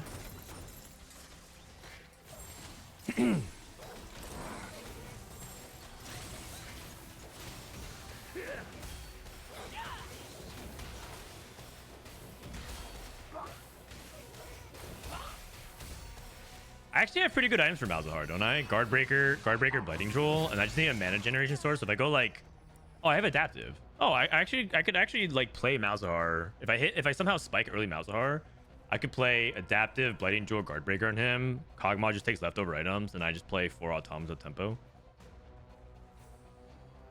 That doesn't sound that bad. That doesn't sound that bad. Am I a god? I might be the god of TFT. What is that? What is that? Okay. Am I strong enough to split? So the argument to split is that I'm strong enough and it's like maximizing sniper. I don't have firelight though. The argument against it is that I can just like focus fire and make sure I win. I think I'm gonna play the focus fire strat. Probably sell this.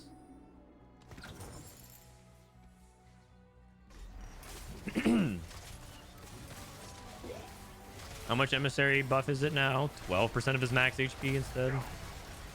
Still pretty good.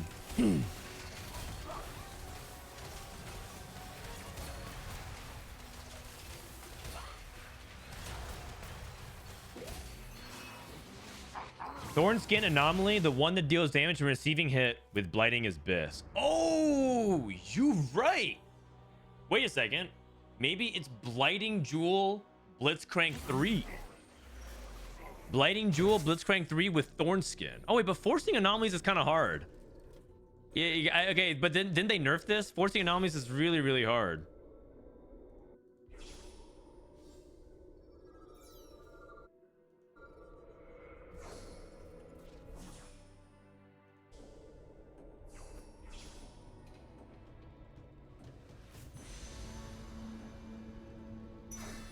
I need more frontline items. I'm thinking belt here. He won't proc the gem as fast as you think.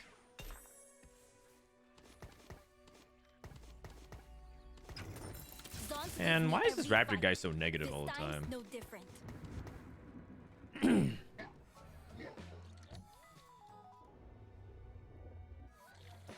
What happened to the optimism and the hope?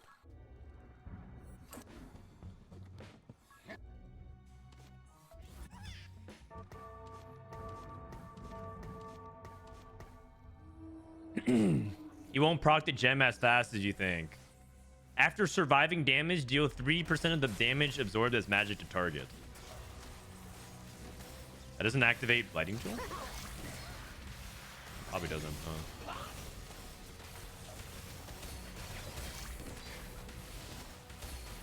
Okay, well, I mean, It is kind of cool. So now I don't need Shred because I have Blighting Jewel and I'm going to eventually get Malzahar. So I basically just focus on frontline M, right? That's all I need now. So what's my next unit? My next unit is probably just another frontline unit. I can also play Mbessa. Oh, I can just like Tekken Mbessa. But the quick trigger is like not that important for Nocturne. Rather, it's because Nocturne's not an important part of this comp. So it might be better to play a Dom of some kind. Eureka! Might be better to play a Dom of some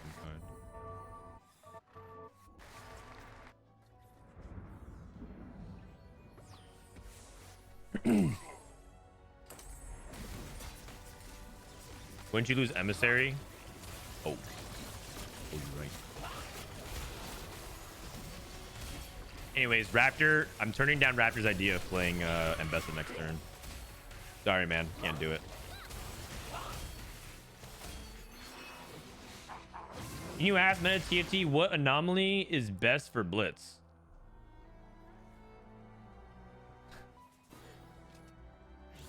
Life is pain. Man, are we just gonna harass every player who got signed to Meta TFT? I mean, I guess they're all complicit by not bringing up the fact that they were getting all the stats.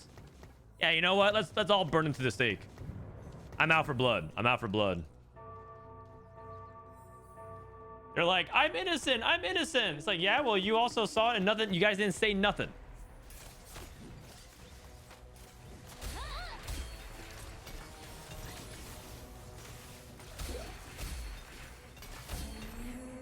Gunblade.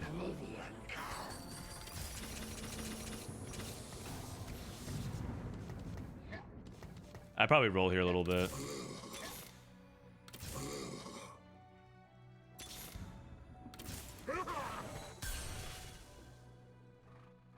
Because Cog 2 is a big deal.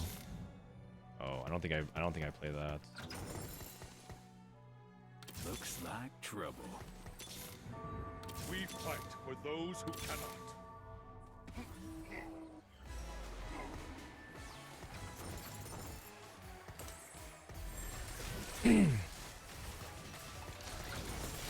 Okay, but when I mean my roll for Cog 2, I meant miss completely.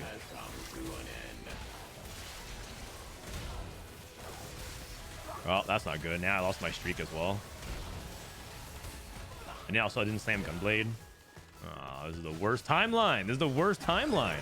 Can I hold this Echo?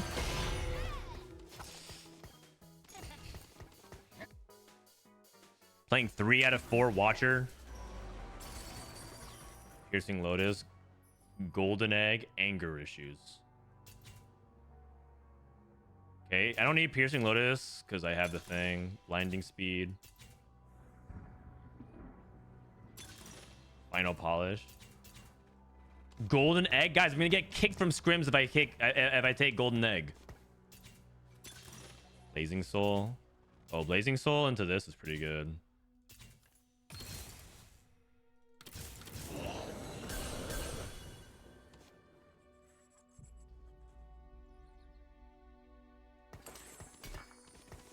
So Rage Blade, probably Guard Breaker here. Lighting Jewel.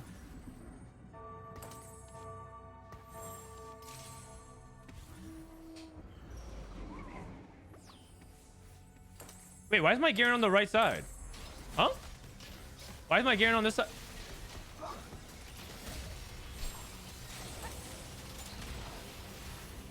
Oh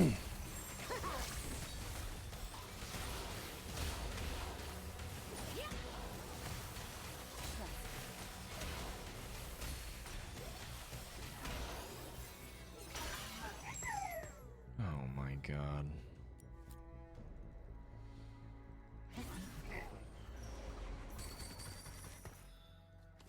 Is the Automata augment good now? There's no way to tell. There's no way to tell right now at the moment.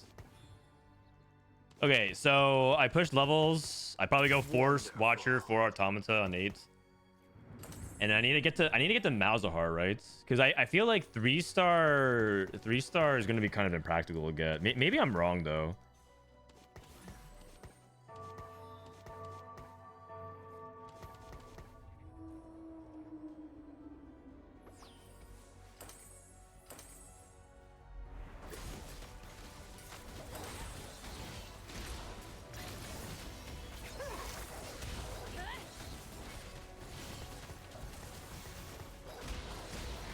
Okay. Great.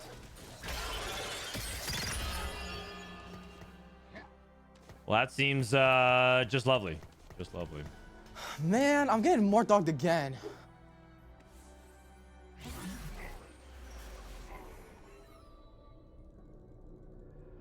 Another pan. And oh, if I get a Forger, I can make Automata Emblem. I think I should take it, right? I think I should take it.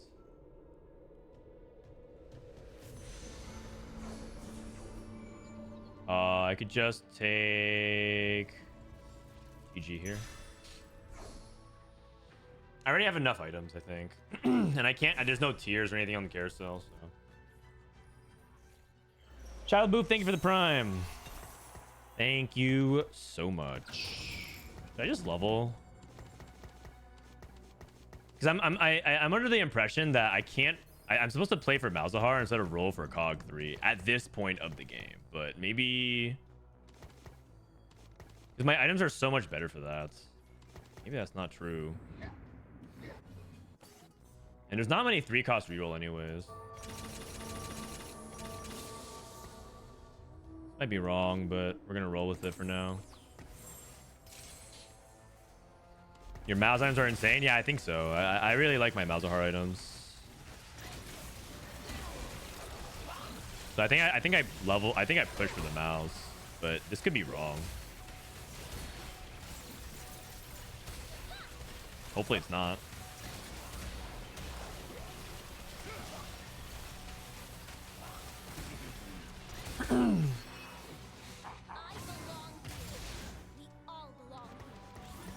All right. 40% more AP. Gain 70% of their mana. Oh, they buffed this, but the thing is, the way this is positioned is not optimal. So, non-unique trait, Feast Island, no.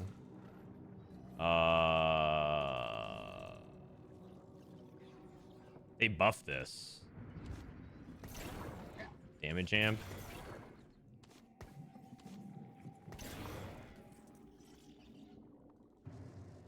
I mean, they buffed this. I should try it, right? And it gets stronger the more I scale. Or the more I lose. So... yeah. Was Combat Story bad before? No, not at all. It was... You could argue that it was actually quite good. So I'm pretty sure that was definitely a buff that I think was I think some people aren't entirely convinced that that was the right thing to buff. But we shall see. Guy has Scar 3. Okay, Scar 3 also reminds me that it was probably wrong to reroll. I can't hit Scar 3.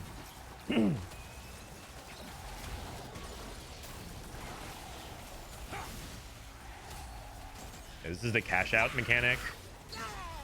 And Baron. Is this perfected? It is. Uh-oh. He's literally at 1 life. He's literally at 1 life. Someone stop him. Someone stop him. Oh no. Not good.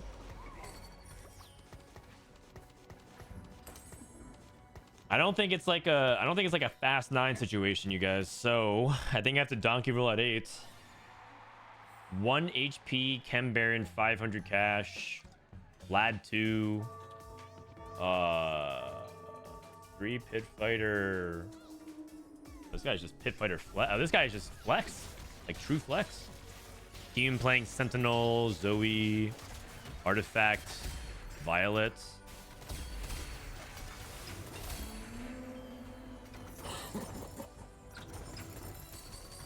Blitz.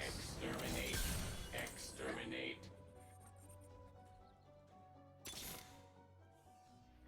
Good to the last drop. Maybe Blitz 3 out of nowhere. If so, I'd probably play this. What? Okay.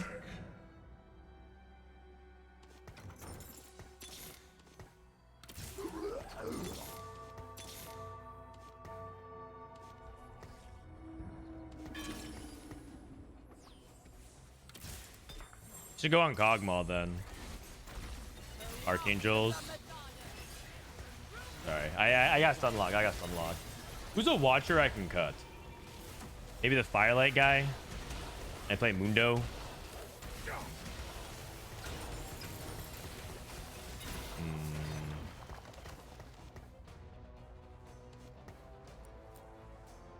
Archangels on Viktor. Viktor is much more for the stun as opposed to the damage. He's a utility champion. I can do this. I can play Mundo. Go for Blitz. If I hit Blitz 3. Oh! Woo!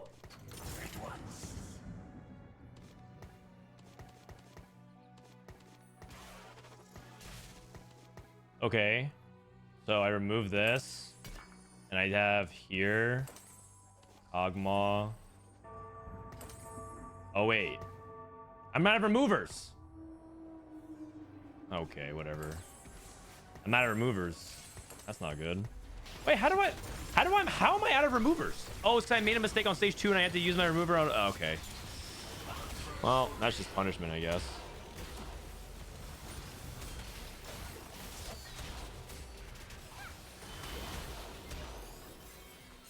Also, my front line's pretty bad. Rewatcher. I'm going bot 4. Who did I lose to?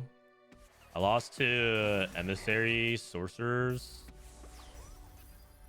I lost to 4-star Violets.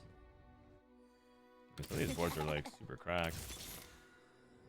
Exterminate.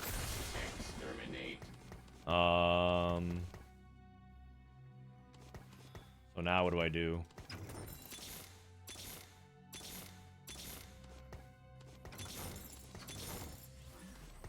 Zon's with me every fight. This time's no different. Okay. Where are they pinging? Oh, 3-star Silco. I mean, come on, that guy won the game. Like, you're pinging as if it's going to matter. Let him have 3-star Silco. It's all good. Viktor? Okay, the lift. Restart Blitz. Yo, looking good. All right, not bad. Not an 8th. Oh, it's not even a 7th. And guarantee on my side. Malzahar. Hodge. I mean, is there anything else I could do with this? I just take Malzahar pair, right? There's no mana source generator? Okay, maybe I spike Malzahar 2.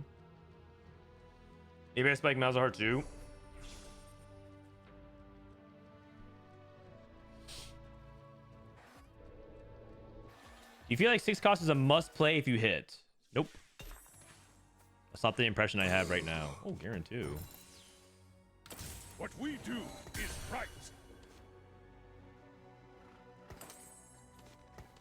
That's not the impression that I have right this moment. Okay, can more drop me a golden remover? I'd like to change up some of these items.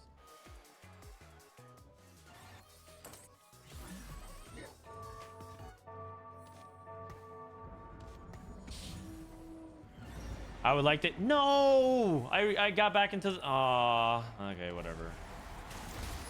GG's, guys. I'm dead. It's the Chem Baron player.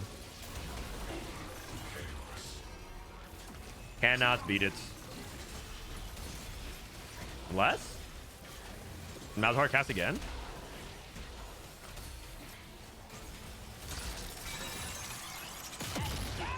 Fifth. I mean, that's fine. This is a really crazy lobby. What on earth is going on here, man? Fish bones, snipers focus.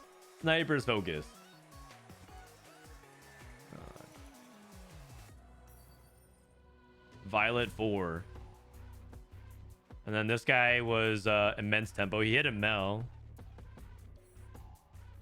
Kyun is probably gonna get 4th, which is crazy. His board is very, very good.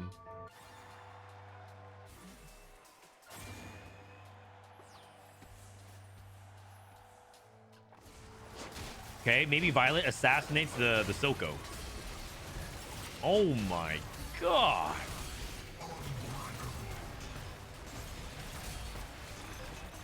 Punch.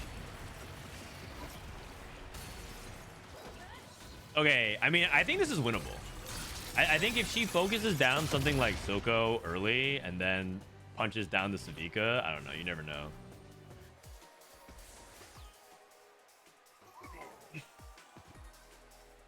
What on earth is going on, man? This guy's just farming tubers in PBE games.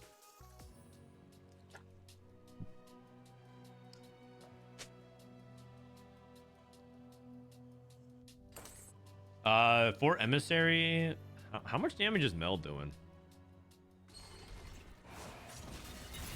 That's what I want to know. Right where I was.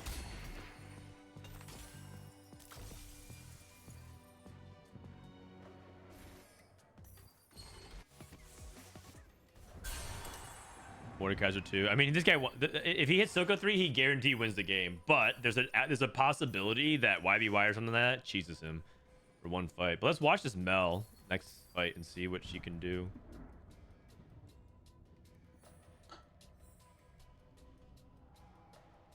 Does Banished Mate trade tell you how many times she has cast? Man, I'm getting more dogged again. It tells you, yeah, basically Mel will save you before death. It's guaranteed.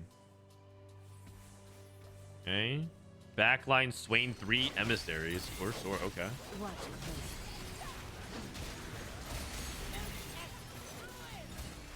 Oh. Oh god, that Violet's. Right. Wait a second. Oh no, she punched the Swain down. That's too crazy. That is so crazy. Oh my god. No. That is cheese. That's so cheese. That is so cheese. Hey, thanks for 2 months. Are you excited for Macau? Yeah, I'm very excited. Very excited. I'm not like, you know, XQC scream into a scuff mic. New unit. You know, wiggle my toes, spend $1 million rolling slot machine excited, but I'm pretty excited. I mean, Violet using Fishbones is pretty lore accurate, right? No, not really. Not really.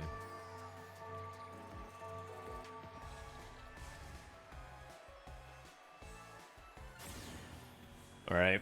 Ego can't beat this at all, so Ego's dead. Let's see if YBY can find a way to win. Maybe he can win. There's the ghost fight. It is not looking that bad, but it's not that good either.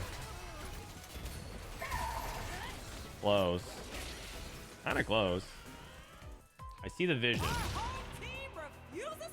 Wait, Ego's alive? Oh. Oh, that's right. That's right. Banished Mage. I forgot. Oh.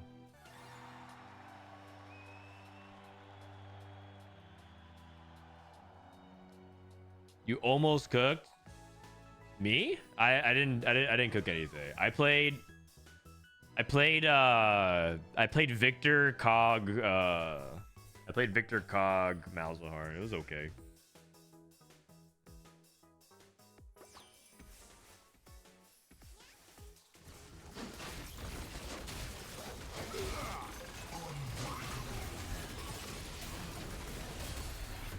Okay. Can we take down this Savika? Oh no, the Edge of Nights. The Edge of Nights. The Edge of Nights. Okay. Soko. Oh, he's playing the Jace to have more targets for the Vita Punch. It's pretty smart.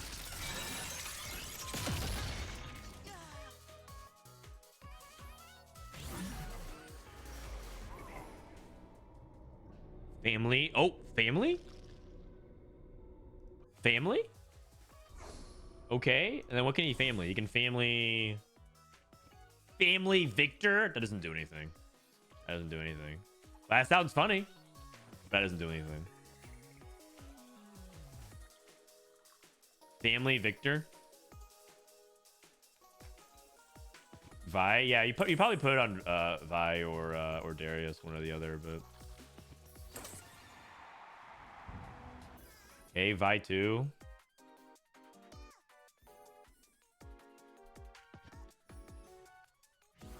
Machine Herald. Takes attack speed of 0.55 attacks per second and converts all bonus attack damage ability power and ability better. Instead of mana against 1 chaos energy. Yeah. Alright, here we go. I think he positioned correctly. Okay, Elise. Got the stun off. No. No, Vi. The 4 family. Oh! Wait a second. Wait a second. The family. The family. What? Yeah, 4 families is a huge deal. Oh my god. This guy just farmed a tuber. Scam Silco early in fight. That's what I was saying. If Violet can punch the Silco out early, it loses a lot of the DPS. Oh my gosh. Man. This guy's a demon. Okay, but like these VN players keep hitting Artifactory and having crazy rerolls.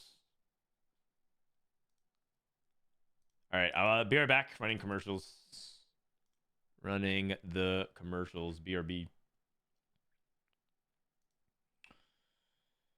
All right, people have to relog on PBE apparently. I'm gonna add some folks just in case. I think Jose said he wanted to play maybe.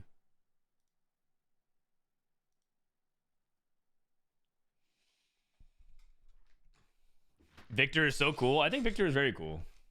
I think Victor's cool. I think Mel's cool.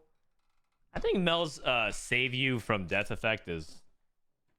I have a scrim scheduled for 30 minutes. Invite. Okay. Invite Tax. Invite Kiyun.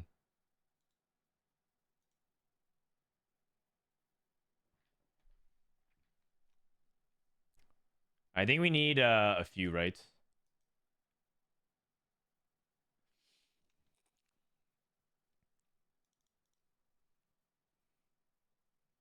Replays the game. I also can spectate other people as well.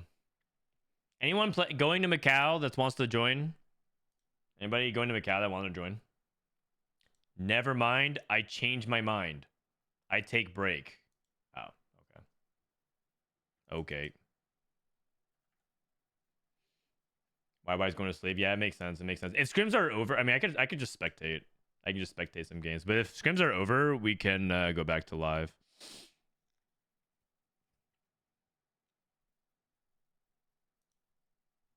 All right. Let's see. Looks like Keen's going offline.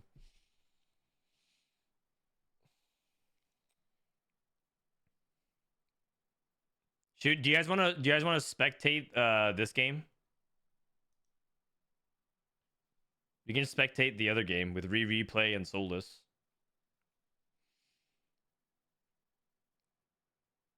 That Violet has the items every sniper's champion dreams of. It's crazy.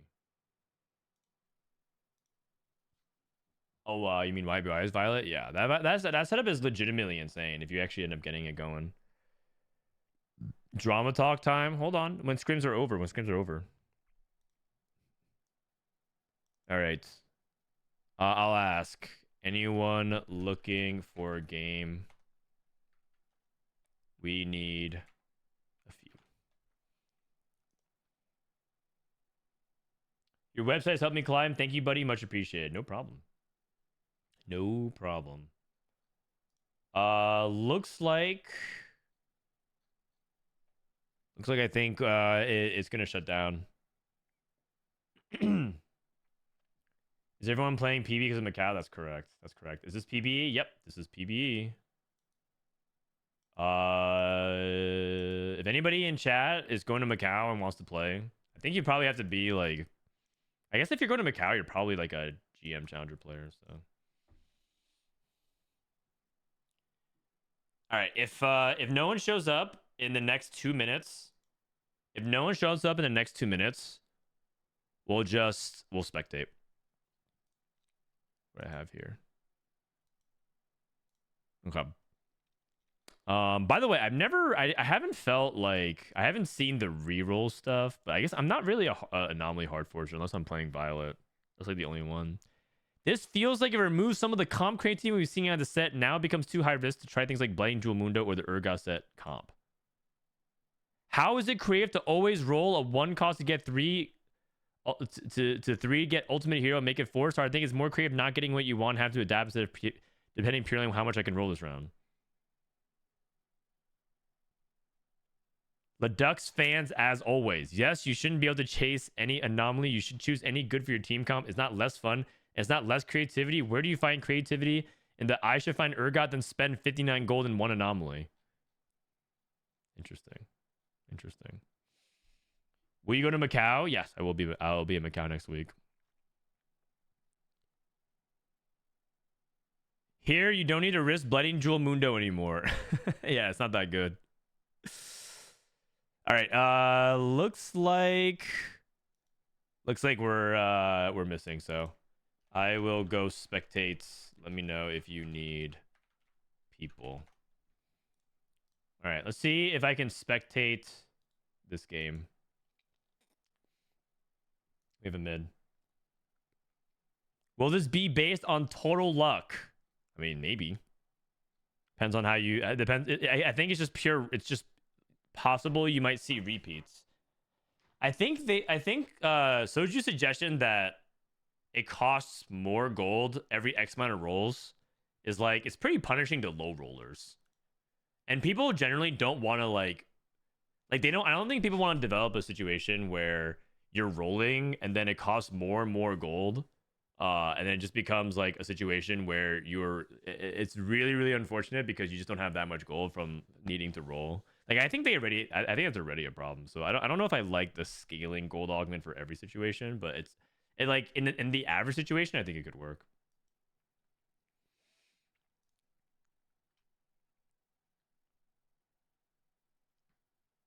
What do you think of YY? He's my favorite player from APAC alongside Title. He's on the list of players that I think is like most likely to win the world championship when if he makes it there. Like who hasn't? He's on the short list of best players who hasn't won the world championship yet. Like he's on that list with I think Wage Iverson and let's see who else is there. Setsuko. RY from China. Those one eight. Okay, here or spectating some scrims.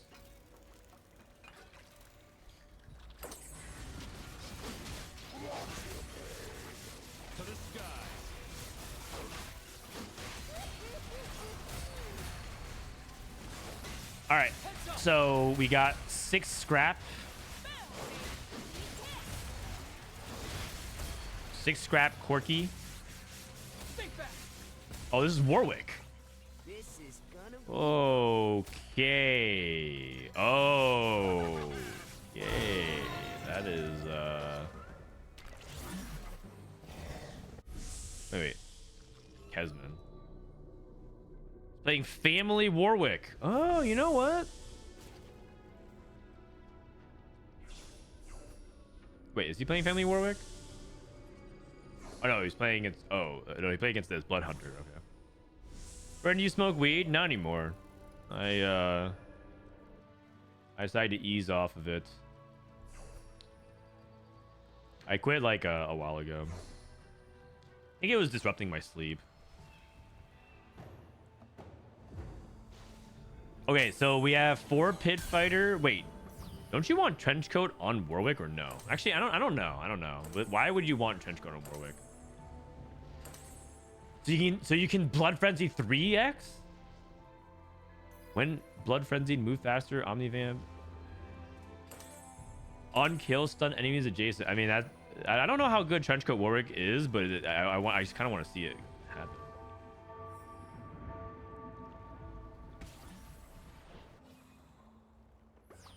We got a Collie 3, Fractured Crystals, Final Polish.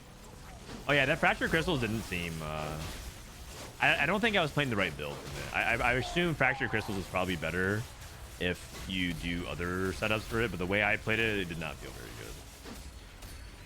It was okay. Oh my god.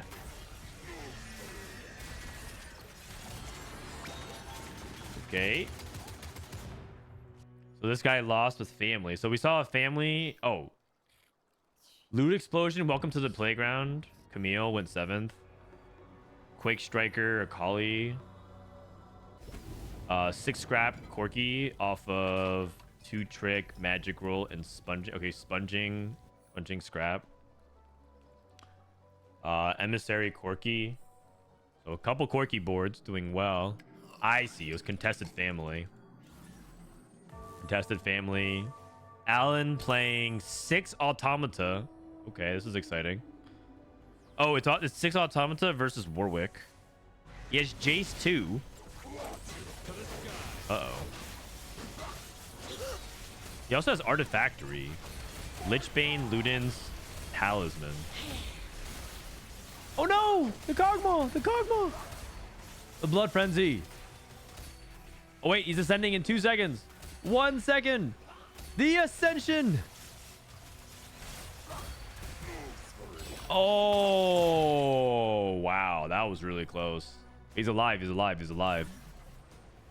He is alive. Okay, but like, this is still a pretty good setup though, isn't it? Even though he lost, the setup looks really good.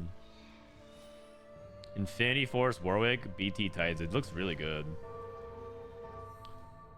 It does feel like Warwick is pretty inconsistent though, because he didn't kill the Kog'Maw, and if he killed the Kog'Maw, he would have won the fight. So. Do gold champ dupes work on 6 costumes? Yes, they do. Yes, they do. Yes, they do. Yes, they do.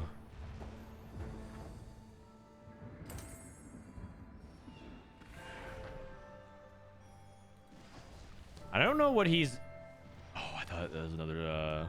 Imagine if he gets Warwick 2 from here. I think he just wins the game. Oh, he's just going to play Mel. I don't know if he is going to have... Actually, I think Warwick is better for his board than Mel is. He sold Jace. He sold Jace for this. Wow.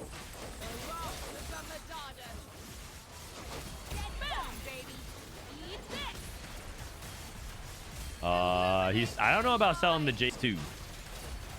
Okay, well. All good. And replay is also dead. Oh no. NA went 5-8. We lost to EU.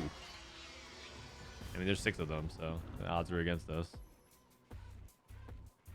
6 automata, huh? Warpath. Oh wait, what is this? Viktor's Visions? Viktor makes 6 costs appear starting at 4-1 and make them 3 times as likely to appear in your shop.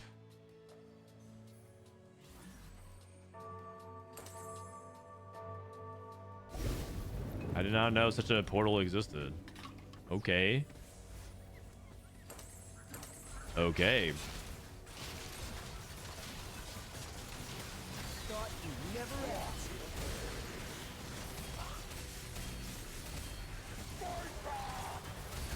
So is Warwick the best 6 cost to Anomaly? Oh, you can put it on Victor. Someone said Cosmic Anomaly Victor, which is really good too. That sounds really good. All right. So then there were 2. Family and Automata.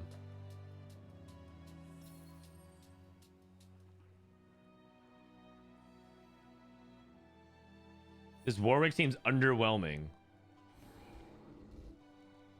I don't know if it seems underwhelming. Victor. Probably better than this. Yeah, Victor for the splash. Summon a Chaos Storm that engulfs the battlefield, knocking up all enemies into the air for 2 seconds. At the end, slams to the ground, deal damage, plus 8% of their max HP as... This is gonna be bumpy.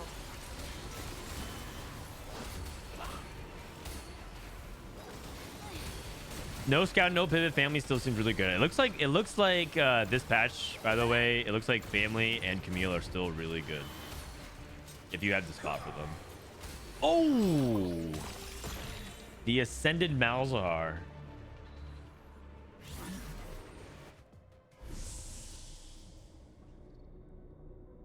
Visionary is pretty good here for Alan.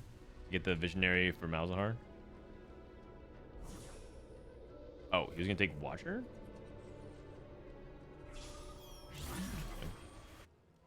Oh, does he want Watcher on Rumble? Probably, I guess. For him, he gives the DR more importantly. I thought the Visionary was nice for the Malzahar to get mana, but so the awkward thing about Automata is that the trait web makes it a little bit difficult to like splash other things compared to other traits. Like a lot of their stuff, like for example, Malzahar's best Visionary frontliner is Nunu and Rel, and neither of them connect naturally to Automata, and so it's like hard to link that in. The only thing you can do is Kog'maw Zeri with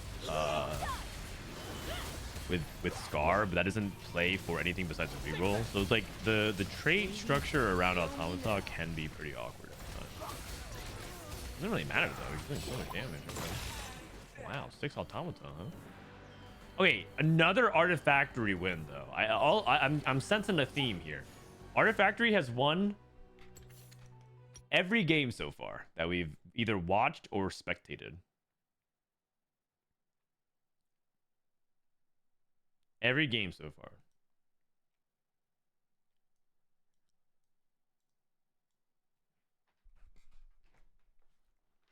I just tuned in. Why does the title say competitive integrity destroyed? That's a good question. That's a good question. The answer to that will be in a little bit. In a little bit. There's some drama going on in TFT, but we'll address it in a little bit. All right. Do they need folks? Let me see. Soulless was streaming, right?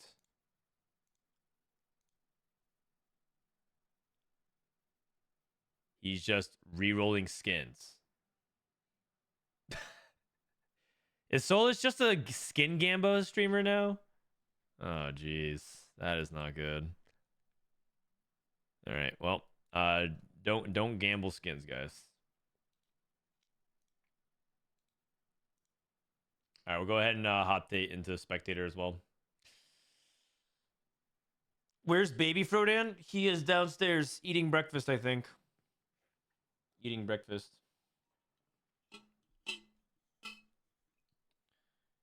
What's the drama? The drama is some augment stats have been leaking.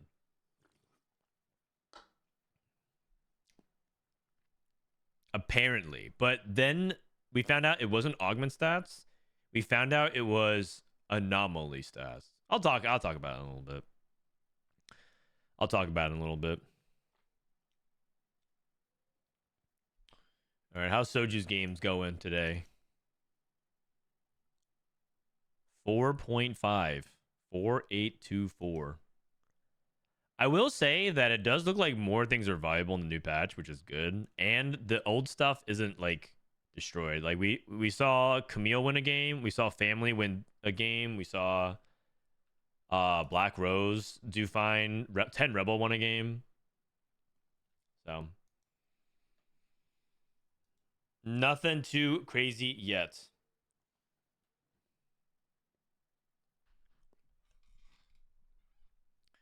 Hi, I'm from the Riot Competitive Integrity team. We have looked into the Soul situation. Our assessment is the risk to competitive integrity is within acceptable parameters.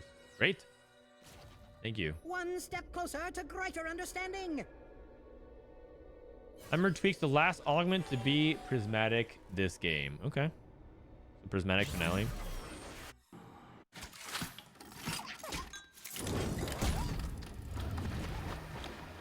Ah, the last drop.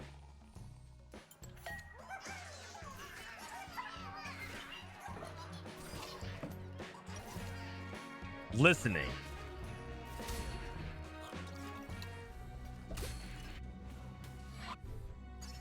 All right. Solus got a double Renata drop. Alan, Frobe.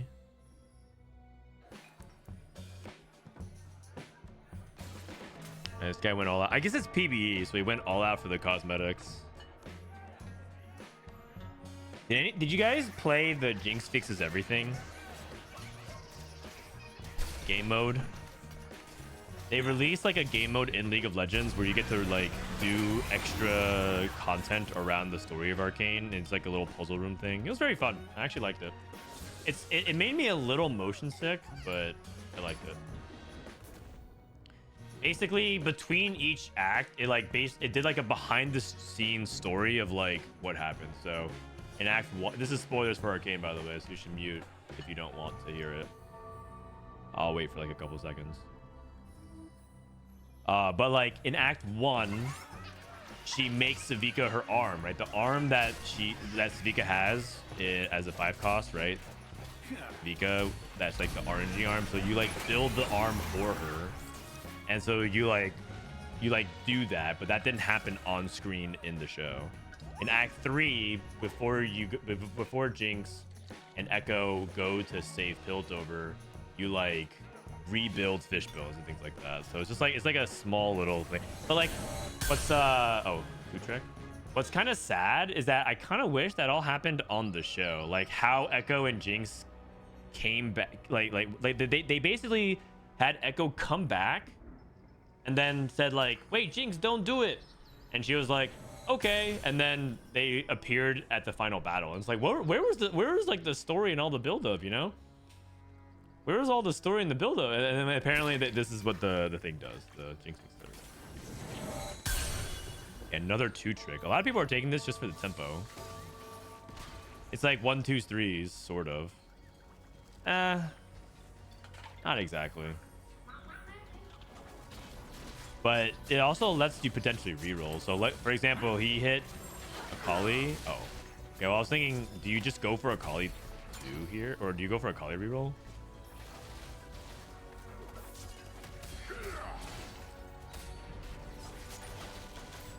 Is it any good? I think it was fun. Like I don't think that like it was not a very meaningful challenge, except for one thing. The second story, I could not figure out the passcode for so long. I got stuck for like forever on it. But it's very obscure. It's very obscure. Okay, Solus is loose streaking with Clockwork Accelerator. Strange. Then we got Gambler's Blade. Okay. Okay, so a lot of Econ openers. Nothing too crazy. Let's just see how these players tempo here. Stay on Aki here.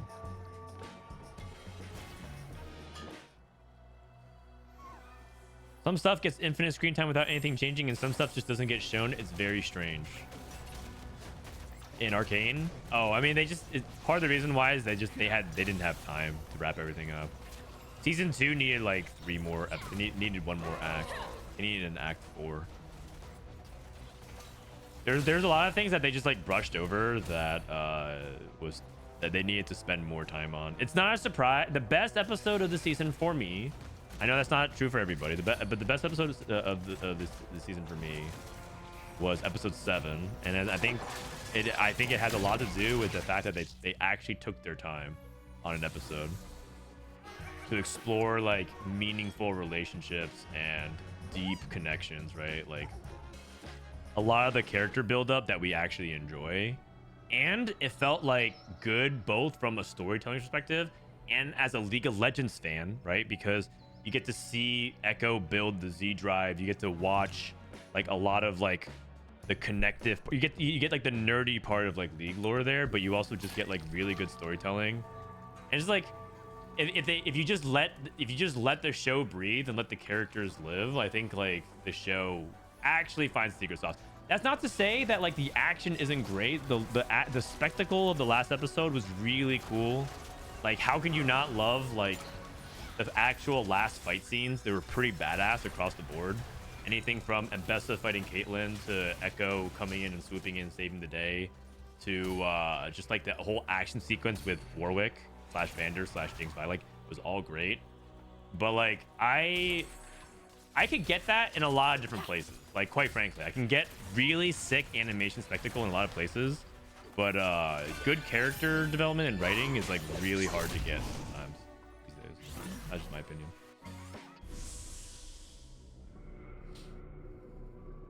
Why are there no 6 costs on mobile versions? Because it's not out yet.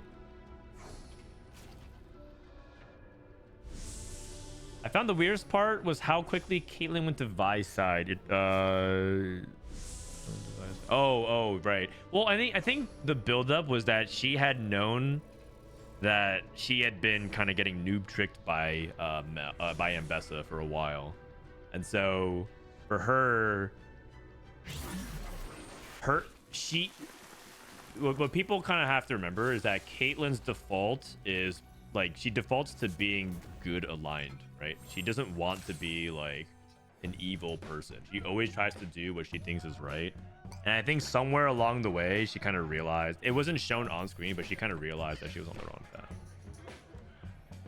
But yeah, it did happen kind of quickly. She was reunited with Vi for like 2 seconds, and then all of a sudden she swapped. She flipped. So, hey, get her a toaster. She flipped real quick. You're left to fill in the blanks very quickly in Arcane. Okay, so we got Rageblade, Sunfire, Rageblade, Amber's Blade, and Shojin. Okay, so this is going to be on 4 streak. Did you react to the meta TFT stuff? Not yet. I'll probably do it. Maybe I think I'll do it after this game. Maybe after this game we'll do the drama video and then maybe go back to live.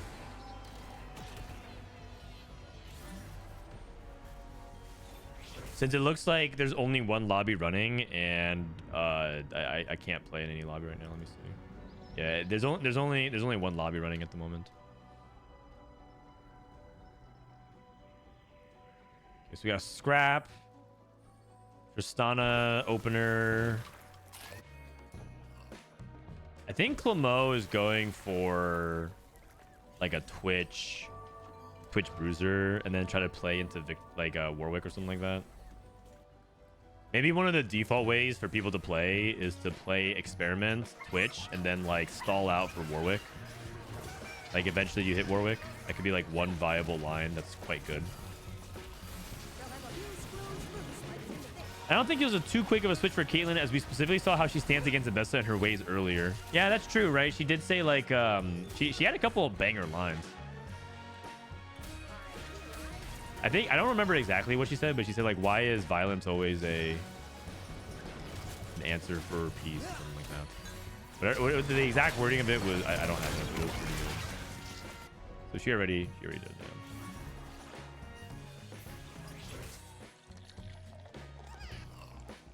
Okay, so we have Academy with Runin's Death Cap and Stairs Gauge. 2-trick Academy. Rebel 2-trick. Oh, replay her hitting early Ambessa. Okay. Clockwork, Accelerator. Gamblers.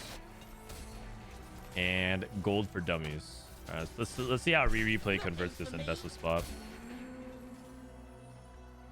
Do you know Maddie is Noxian? She's not from Piltover. Yeah. Wait, what? Wasn't that very clear in the last episode?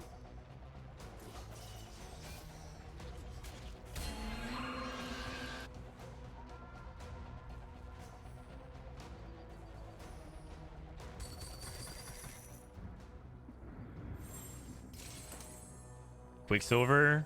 Ooh, interesting. I'm interested in this line. Let's see how he tempos this. I wonder if he's gonna play this into Corki or just play Ambessa Conqueror tempo. At what stage does 6 cost odds begin? Anomaly. After the anomaly happens, 4-6, you can start getting 6 cost. Some people thought she got convinced to swap. Oh no, she was a secret agent who infiltrated the enforcers in Piltover, and she was always a spy. If you go back and watch Arcane, you're gonna see all the moments that she was sabotaging and helping out with. Some are pretty obvious, but I'm not. If you want to ever go rewatch it, I won't spoil it for you, but you're gonna go back and be like, oh, that makes so much sense. How on earth do you know this? Oh, because I'm kind of like a... I don't know what the term is, but I like to go and immerse myself in the post-show fandom a lot. Recombobulator. Eye for an eye, item grab bag. Eye for an eye is not bad if he wants to play into emissaries. Health as well with Band of Thieves. So like after the show is over, I go into like the subreddit. I like go into a bunch of like blogs stuff like that, and I go and try to catch every detail. Like for example, like there's a really common example where that people like to use, where during the dance scene between Echo and Powder in episode 7, that was shot in that was filmed in 4 frames per second, right?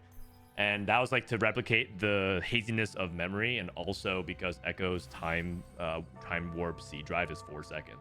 So there's like small details like that, but the fandom is so good at catching dozens of them. There's like you think that's mind blowing? There's literally like dozens and dozens and dozens of them per episode. Like so I like to go back and actually catch all those details.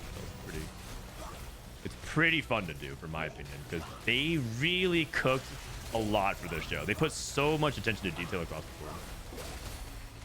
So I like to go there. So, and one of them was like people going back and when Maddie's betrayal happened, everyone was going back and like check like when did that all started, and it actually started from very, very early in the season. In fact, the very first time you meet Maddie is when you should already get some clues about it.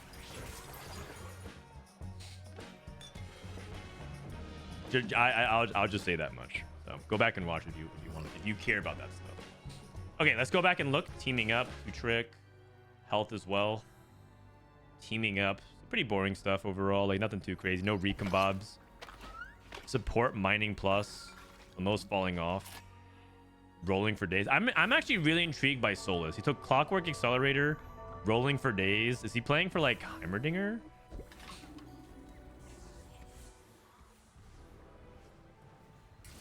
Rigged shop, so we got Kog'maw probably, bulky buddies, and eye for an eye. I'm curious by Solus's position. What does he want to play with? Clockwork Accelerator. Renata reroll. Really? Did they buff Renata?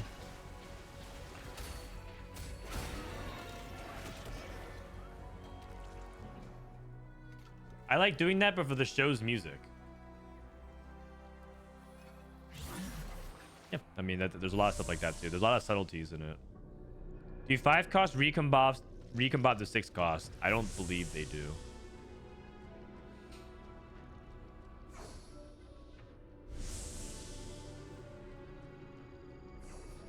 Yeah, so Tog caught one of them. That Maddie knew exactly who Vi was. And so it's like, how does she know so much about Vi? And it's like, oh, the enforced, like, I heard about the legends of this. And that the reality was she was actually already manipulating and misleading Vi from the very get-go. From the very get-go. If you frame it that way, you're like, oh my god, that makes so much more sense. She like Maddie was manipulating Vi to try to join the enforcers in the first place, so that way he could like do all stuff. So yeah, anyways.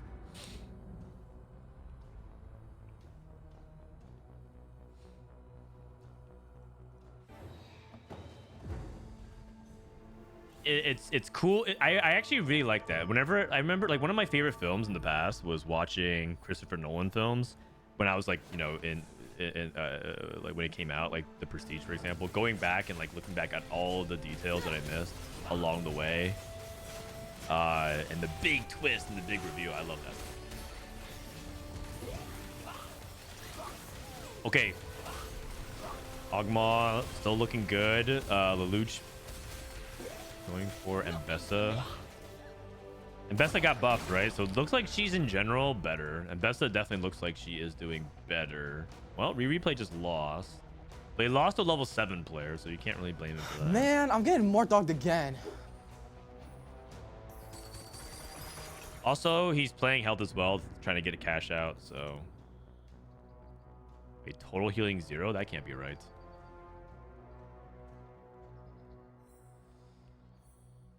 Axiopian, thank you for the 9 months. Oh, wow. The second cast is buffed. Yeah, so she switches between 2 stances. Chains, gain +1 range. Attack, steal physical damage on cast, dash to the target, strike in a half circle. Fists, gain 30% omnivamp and attack twice as fast. Uncast, briefly on target for slam them into the ground.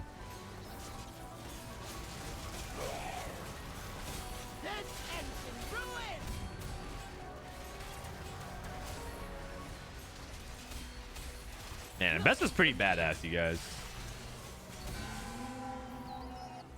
She kicks some major ass. It's too bad. It's too bad what ended up happening, but she kicks some major ass.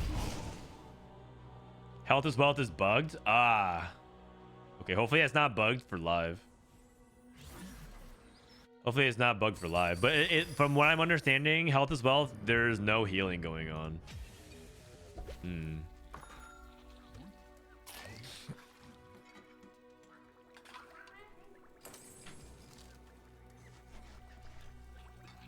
Not sure if you already addressed this, but what are your thoughts on the stash drama? I think I'm going to talk about it after this episode. Or sorry, after this game.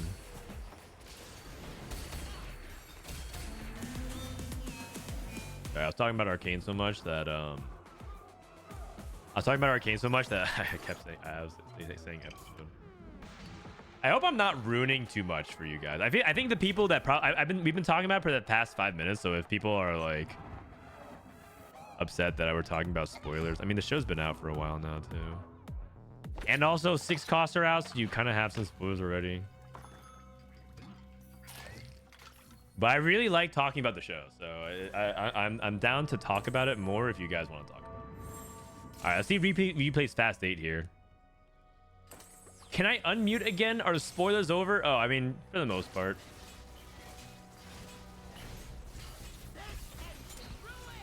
Is Malzahar nerfed on PBE? Yeah, he is nerfed, but he's still very good. He's still very good, but he's not unplayable.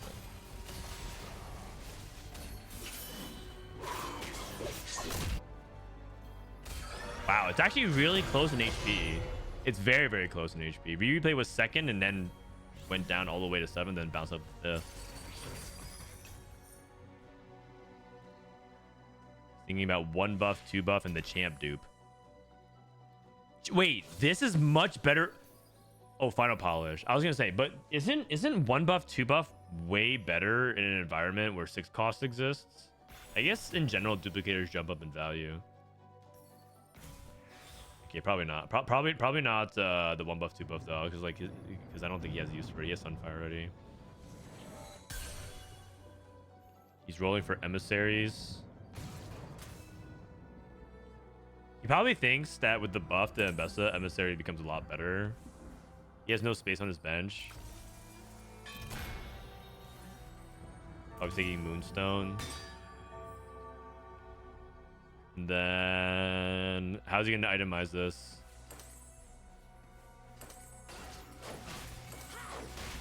Vi, IE, Stairs Gauge. Oh, AD carry Vi. Wow. Oh, he's trying to put his items on Corki. So he's trying to eventually transition his way over to Corki. Okay. Okay. It's the problem he's running into is too many 1-stars, but I can see it. Okay, kind of getting stat checked by Kog'maw. Wait, Cog Cassio? Oh, I see. So he's playing Cog Cassio with the Automata core, and that's how you get Dominators in. And you're rerolling for the 3 cost. So you go Cassio 3, Kog'Maw 3, Blitz 3, Scar. That's too many 3 costs to roll for, isn't it? That's so many. Going for 4 3-star 4 cost or 4 cost 3-star or 3 cost 3-star. Sorry, whatever I was saying. LeBlanc and Jace fitting in every team made makes sense because their skills are supporters. Malzahar is just silly. Yeah, I mean, part of it was just overtuned, and he has shred and utility.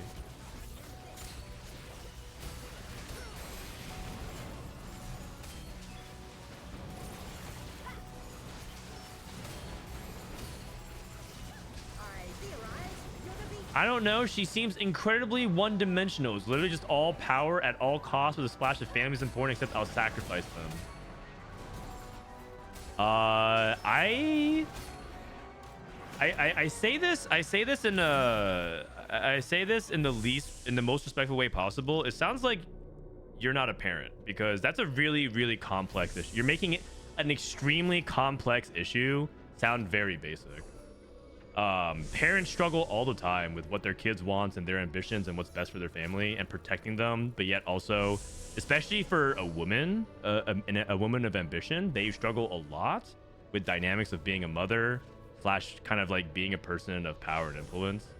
I think you're really, really misunderstanding the character, in my opinion, if that's your takeaway from Anvils. I'm not trying to like diminish your opinion on it, but I think like you are underplaying that theme dramatic, and you're not understanding enough about like why Arcane writes women very well. There's a YouTube series that says why Arcane writes how did Arcane write women well, and I think you should go watch it. So you might be thinking like, okay, well, that's like a really easy thing for me to make that decision, but it's a very complex issue for her in particular. And so I don't now you can argue they didn't handle it well because it was rushed in terms of pacing, and you know, perhaps the fact that I explained it to you means that the show didn't communicate that well enough. But I think the theme that they're touching on is really good.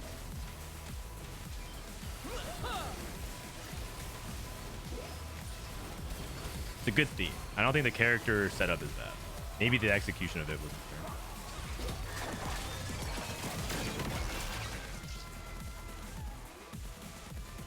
Okay, let's come up on the anomaly. Let's see if replay has anything cooking over here. Let's see what he wants. I think because he's playing debuffed Ambessa, right? Speaking of Ambessa. Taxi bonus physical damage equal to this champion's max HP. That is better with emissaries that had the HP buff. And also he's playing Runins. Ooh, I think this is good. I think this one's good. I think you put this on Garen, and then, or maybe you put this on Vi, and then you like stack around it. Comeback story. He could do this as well. This one's good. But I think share your energy might be really good for something like emissaries where you want to buff everything. Because it's kind of like super Randuin's. Super Randuin's in a way.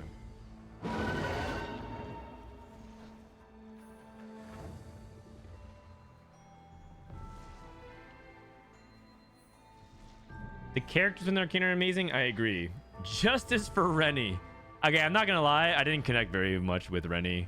But maybe it's because of the long delay between season 1 and season 2, and then she was in episode 1. She just kind of went Chainsaw Man on everyone. Halo Luch. A lot of Ambessa being played. What is this? Gain a Bloodthirster after you deal 3/5. Oh, okay. So Lelouch has the Warwick augments, except he's only won 1 fight. Oh no, I don't think he can do it. This augment basically says win 3 times. This augment says win 3 times and you get a Warwick. And because of this augment, you have to win 4-2, 4-3, and 4-5, and then you can anomaly it, but it's very, very hard to do. Bronze for life, Twitch.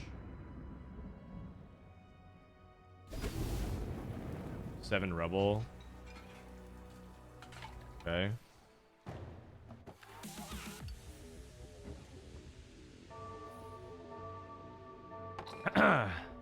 The slight contrast between Ambessa and Mel is so amazing and truly shows how they're both so much more than they seem. The thing is, I think that I agree, but I don't like the actual plot development line with Mel in Act 2/3. Felt out of place, but I agree with what you're saying.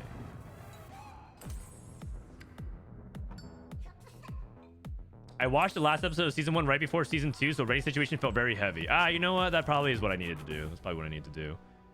Because that part didn't land. Because when I was watching it the first time, I was like, what happened again? And then she was like, for my son. I was like, oh, right. And I kind of wish I knew that build-up leading up to it. Because then the reveal of her would have made it much more impactful. But yeah, I didn't. Yeah.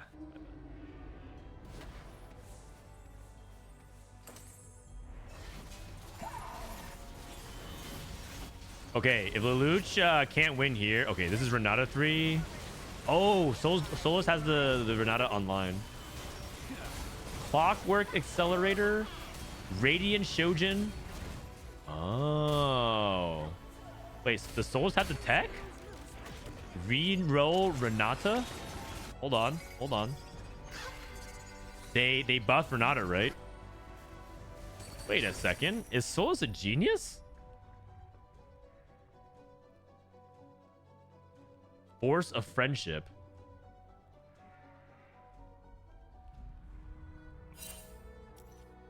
Oh my god. Wait a second. Solus might have the secret tech.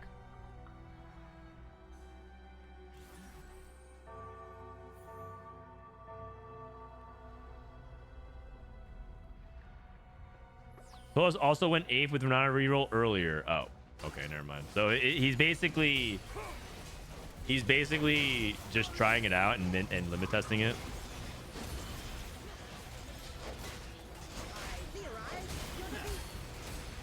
The shield? How much is she shielding for?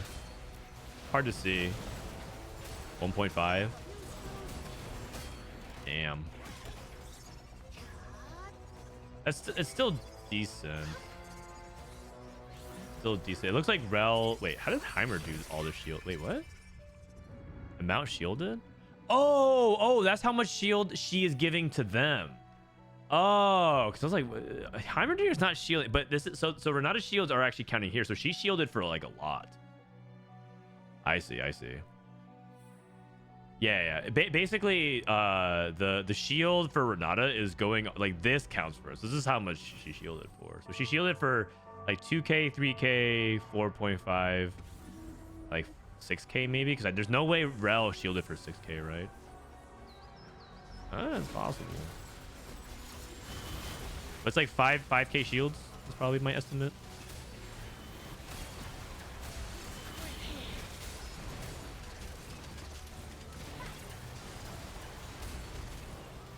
Wow. Okay, Radiant Shojin looks really good on her. Okay.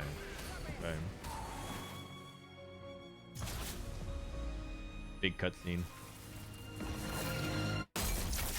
I would have loved to see Mel working separately to track the BP, you mean Black Rose, and not take over her family as she despises bloodshed of innocence, and with the head she will be completely need to go against it, which is something that doesn't sit right. Oh, you're talking about the ending of it. Let me think about that. I haven't actually thought about that very much in terms of like what I would want her ending to have been. I mean, part of it is like the evolution of how she goes from being a politician. She was basically playing House of Cards in Piltover, which we kind of thought was the interesting plot point, and its development her into like her role as being head of the household, which she kind of has to be now. You would prefer to her have rejected her heritage, and then what? Like tracking down herself. That feels. I mean, I feel like that. Like I feel like that could also work. I'm okay with how it ended. I just don't like the way the story actually, like, it doesn't seem, the story development wasn't that interesting.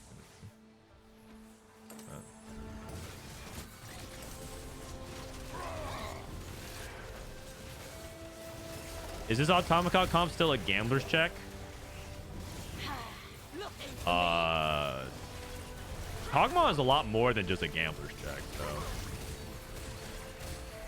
If it's like, well, gamblers is the only way you can play Kog'Maw, I don't agree with that. But is Gambler's Blade still strong on Kog'Maw? Yeah, because they only nerf Kog'Maw by a little bit of damage.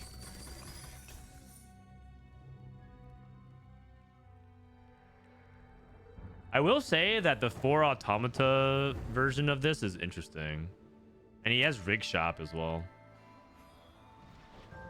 I don't know if Scar 3 is necessary. You just don't have the items for it. The lack of items for Scar 3 makes me think that you don't chase Scar 3. You just go for Blitz 3 instead.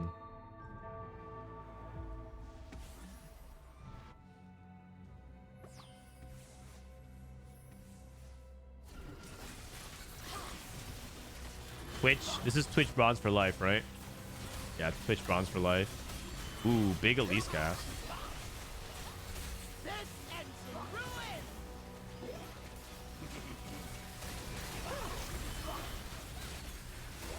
This Twitch is doing a lot of damage.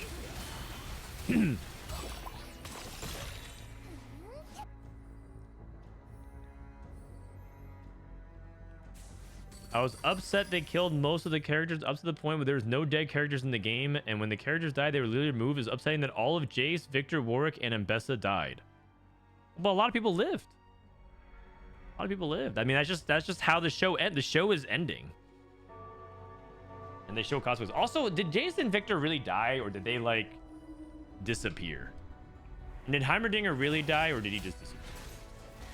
No one really knows. No one really knows.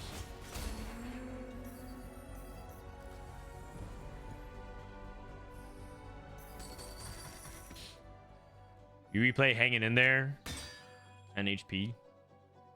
I hope they didn't die. Yeah, we don't know. We don't know. It's ambiguous. Ambiguous.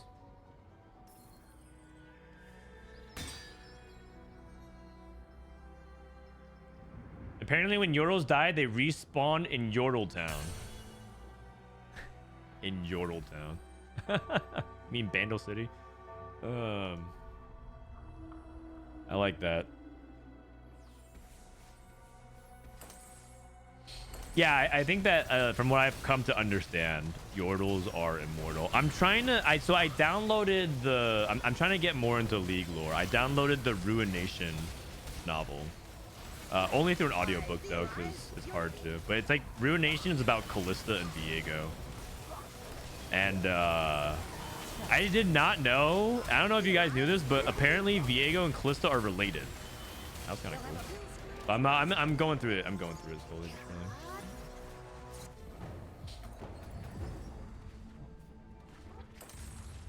We got TG here. So we have Kog'Maw, Renata, and Emissaries. By the way, just want to say it, NA 2-3. I'm down for an NA 1-2. We replay beats Frobe, and then Solus wins versus the Ghost. And then Frobe loses. I'm down for the NA 1-2.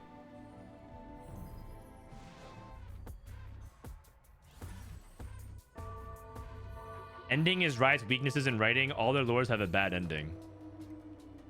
And you guys said Riot was inconsistent.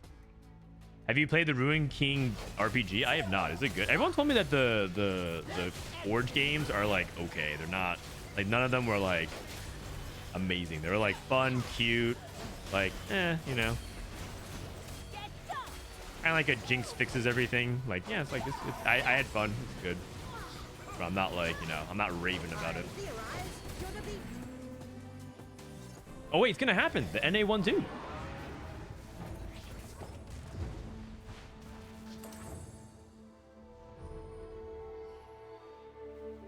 All right, maybe I'll try the Ruin King game. Can I download on mobile? Is it on mobile? I'll play it on the plane. To Macau, if so.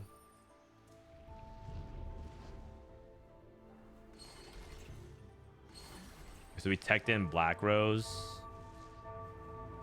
All right, time for the Visionary. The Visionary. Dude, this Renata is so strong, man. Look at this Renata. Okay, slide 2. Ambessa.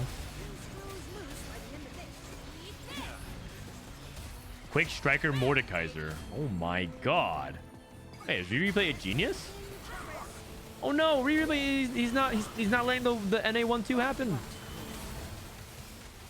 Wait, this is actually so funny because these are just two stall comps going up against each other.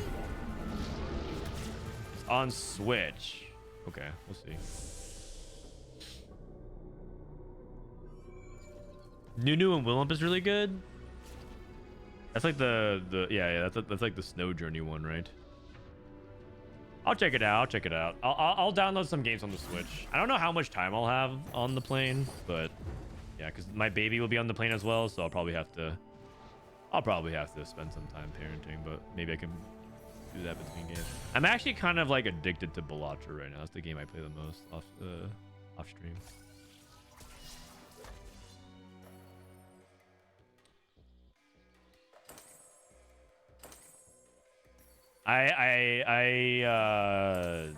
I play that game. I play like 1 or 2 runs a night.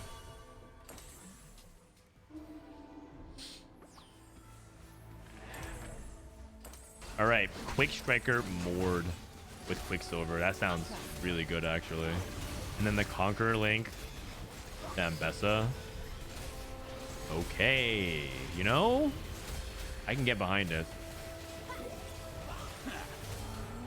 That's a world champ diff. One of the best parts about Arcane Season 2 is the soundtrack. Every song is so good. They're all so different. Yeah, they did a really good job like blending in a bunch of different genres together and making it really all work together very well. It's very nice. Looks like there's a BR scrim going on.